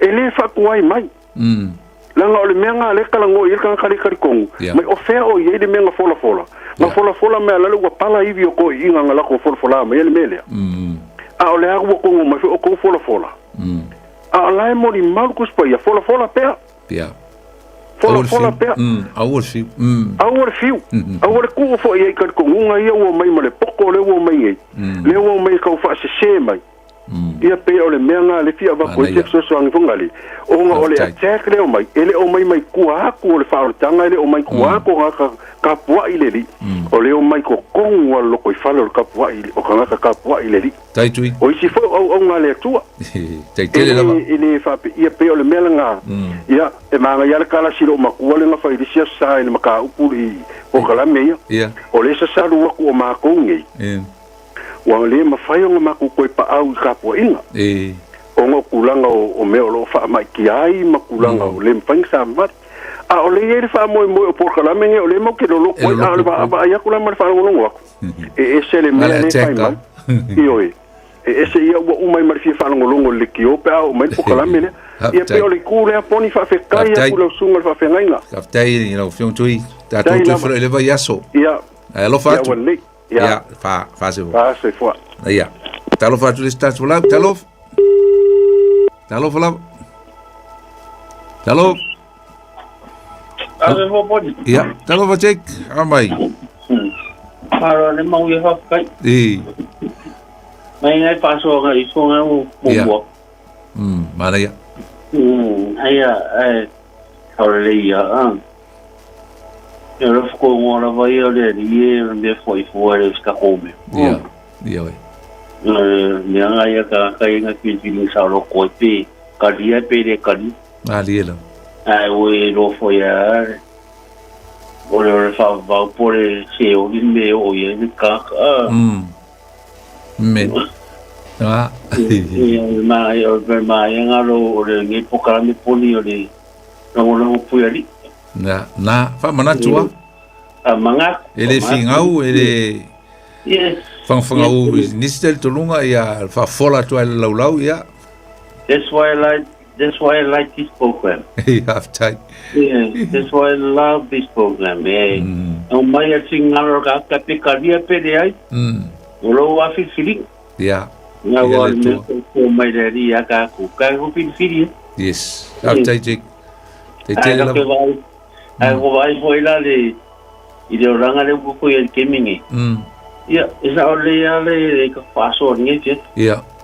O aga e rumosa. O iro ma ora pena e casero bongo isso que me solava ni ana fa. Yes. Mora ko vai poni. Tai long mai e jo luso. Isso nga mai va kai voari. Ja. Para mengia sia tiponi. Te felo ele pale mai la pa mai leva eso. Yo, alofa. Okay, ja, fase for check pa. Pa. Talo felicitas vola. Talofa. Ja, oile sa no. Talofa la sungale fa fenga poni. O iva le telefoni. Iva, oi, talofa iva. Ja sa no mai lo langa le o va vel ta timi. Ja, o faso o viliato le mala yo masa pu nei poile. Tai. Ja Maria Marisa, le foi o mala mai le faso mai le afionga le tua. Aftai. Ia le li fai upula le na esa no mai lusu malima. La fape mai le o ia se io le li o outa tonu lava o oe ke viso le alo le atua o le mali mai le langi fa tai o mala mai foi le upre tua ne afia me vile tua fa tai tele lava mole fa so ne afia poni ni fa tai foi mole o nga tspia mo a we no vai ai fa tai tele lava le e fa malia le tua la sunga ne afia mol mata u mata ngofie ja le le ta tu fla le vai yaso fase foa Ciao. Ja, fatalo voltato vola mulmuri talof. Mana sai foi la sunga pasa. Ia, oi le sau noa? Selina. Selina, talo fa Selina, o mai la onga. Ia. Ia la onga. Ia le li. No ko pon ia ngo ya fa vai so le second week. Ai fa malo si mai ai so fe nga ia o fa pe ia. La malosi. Me santai le tua. Ia le li. Malosi. Ai fa assim pe like diki ai o vai tawa pa ia mal mai po. Yoe. Mana ia la fa no tu ia fia si pon. Achai. Ai le fam kala ina mai o tatu tal mana ia la tua no longo pasta o a foi nei o ole I pela o la sa no anga mai le foi puna le la titi o tang Yesu Ia. O pelo ia ia pe tu sale ia la sa no anga mai Ia. Kala ina foi en maso foi au ia pe foi na le ia se senga wai o le fai mai o tang Yesu ia e masalo pole le fia o Yesu le tal tono tangata vai fa tu o sole vai fa tu ia o si foi na me le lo potang Yesu le lo fo ia te la o Maria Marita ia awa pe al mato tu pai tauna ia la awa malos na tawa ya mato ia na tu malos si tawa mato le ola ali Selina polisi me afkangi si umiel va nga le lengi me fangal ko kelo la yu ka ye nga ku illa fa o lengi me fella wapa after lava ya kelo o poi kelo yo me ala fionga le tu ke le mana mai usale o ke fai tau ai o ke mana mai si me ali fa winga la fa le nga e maso wala sila fia ia frita ia ai orang samsala ina lamlon sama lamai ia wa tilialo kamara malama ia jadi semester ya ta okay ta to ver to ya singa feu wale ia wa ngumi vagas ya la okay ya lo kamara malama ia ta ya foilan matua onga ia pamano na ta ya ho mato le pega que senga next year ia na taro mai moa I famalosi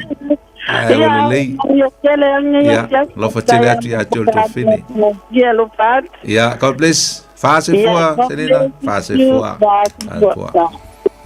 famal ro tu nisio tom foi mai mo tatu temi la tatu talo fafti telelo matu tua dialo swafal ne fiafi mai al matu por clame matu te tu natu ya toe ngalua nganga pa io lau fio yo matu loto famal mlama tili la upu mo fo ni meta o mani me nga mai ni tala me tupu famanuia I mato umalava ya la upu ni po talo le tu e tu simale le mato me se la finga luenga le po lunga awala filo ai mai ngal manuia vi ia o tama na le mato talo ya la tu ya Yesu lo mato li malo mato faola amen ya o tatu por clame la tu lo penga le loto ne foi vai aso tu som tu ga fine il famo moi o la tatu te filo foi vas fo le son forta le balu ia mo le temi ia la auto au le poni fonoti fa soi foia mo le nei temi God bless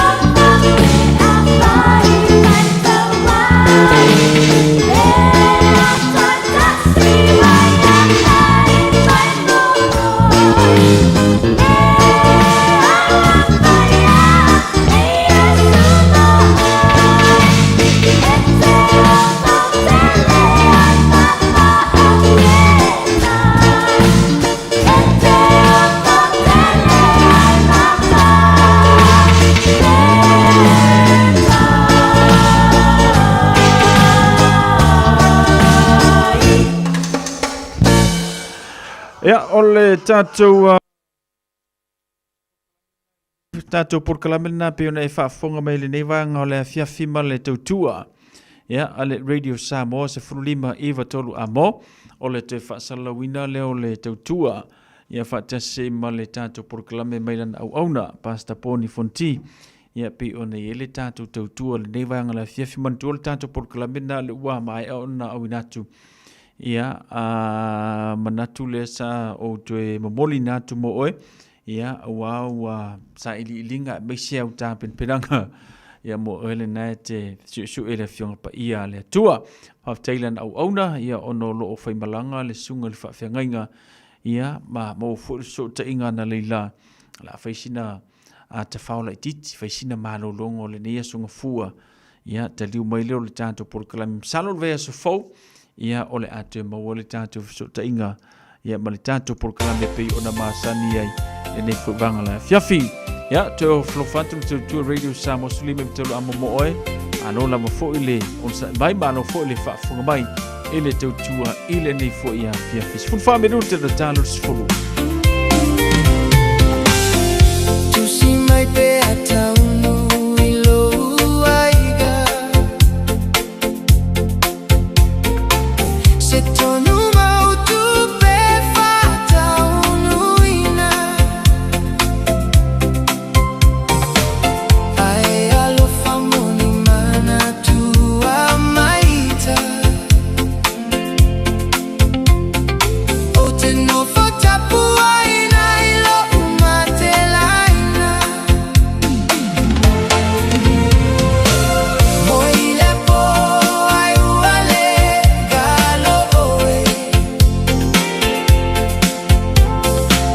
Talo sia e taunu o te wha moe moe.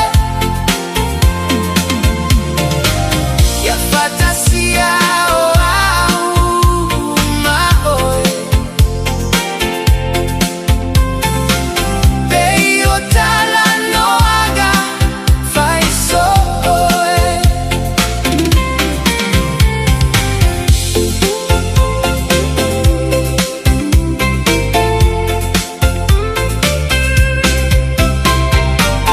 A alula o malaga e o momoli o italo saga. Tamusu e ito fauaga. Ne Yesu ya dene tungatala. Talela bataliga malo ugalala. Moile po ai uale galo oe. Talo sia e taunu o ta wha moe moe. Ia fatasia o au ma oe. Pei tala no aga fai soe.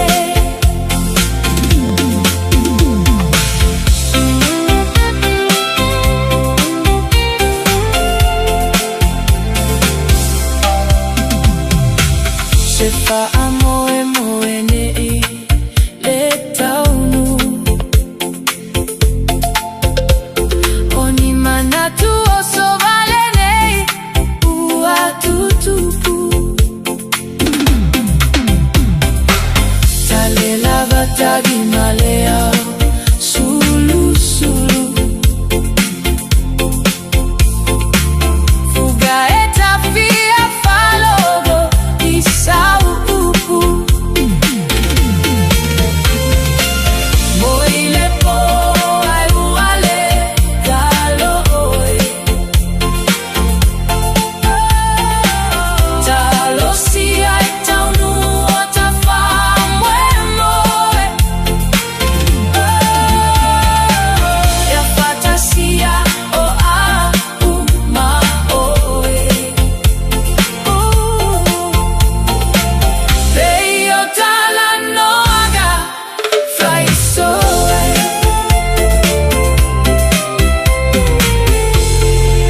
Nai whaafianga le nā mai le tu alofa le nei wanga la fiafi ma le tautua le Radio Samoa ina watas fulu minute o na tālo leo le itu las fulu. Ia ma ua o manatu o le tawalunga i fo le nao le tāpor kalame le nei a fiafi. Whaaftai le whaatasi mai, whaaftai fo le talieina. Ia o le tautua mai le tātou por kalame i le nei fo i aso ngafua. Whiroa i tātou le aso lulu i le lofa maranga le lei o le atua. Ia manuia ia malolongo le nei fo ia fiafi manuia fo i fia mga luenga ma le alausu o le tātou tinu i fia mga luenga pei ona masani ai. Ia le ngata fo leo i lātou o whapena ona fia ngai ma ngā luenga ia o le nei a fiafi anga leile tua mo o tau maua pea ia mawhauwhaunga le leia le ngata fo leo le malosu tino whātau nu oi fia mga luenga pei ona masani ai. Ia o se whamatalanga fo ua le tau tamali i tau iena ia whale whalo le tua fa mangalo mai le tau au ne le nei vanga la fiafi poto lava le tau tai ia ai ele taime se ai ia i le tātou por kalame pe ona iai.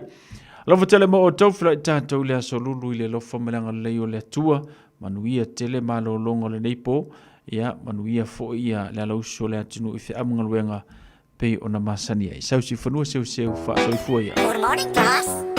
Good morning Mr. Who on a track. Ia ole ole a whairi tātou wala aunga. T49. Well name. Who is on a track? Accent. What's ya unga tire tama le so. Jason. A fetch on a tabe a ya. Bye. Follow my.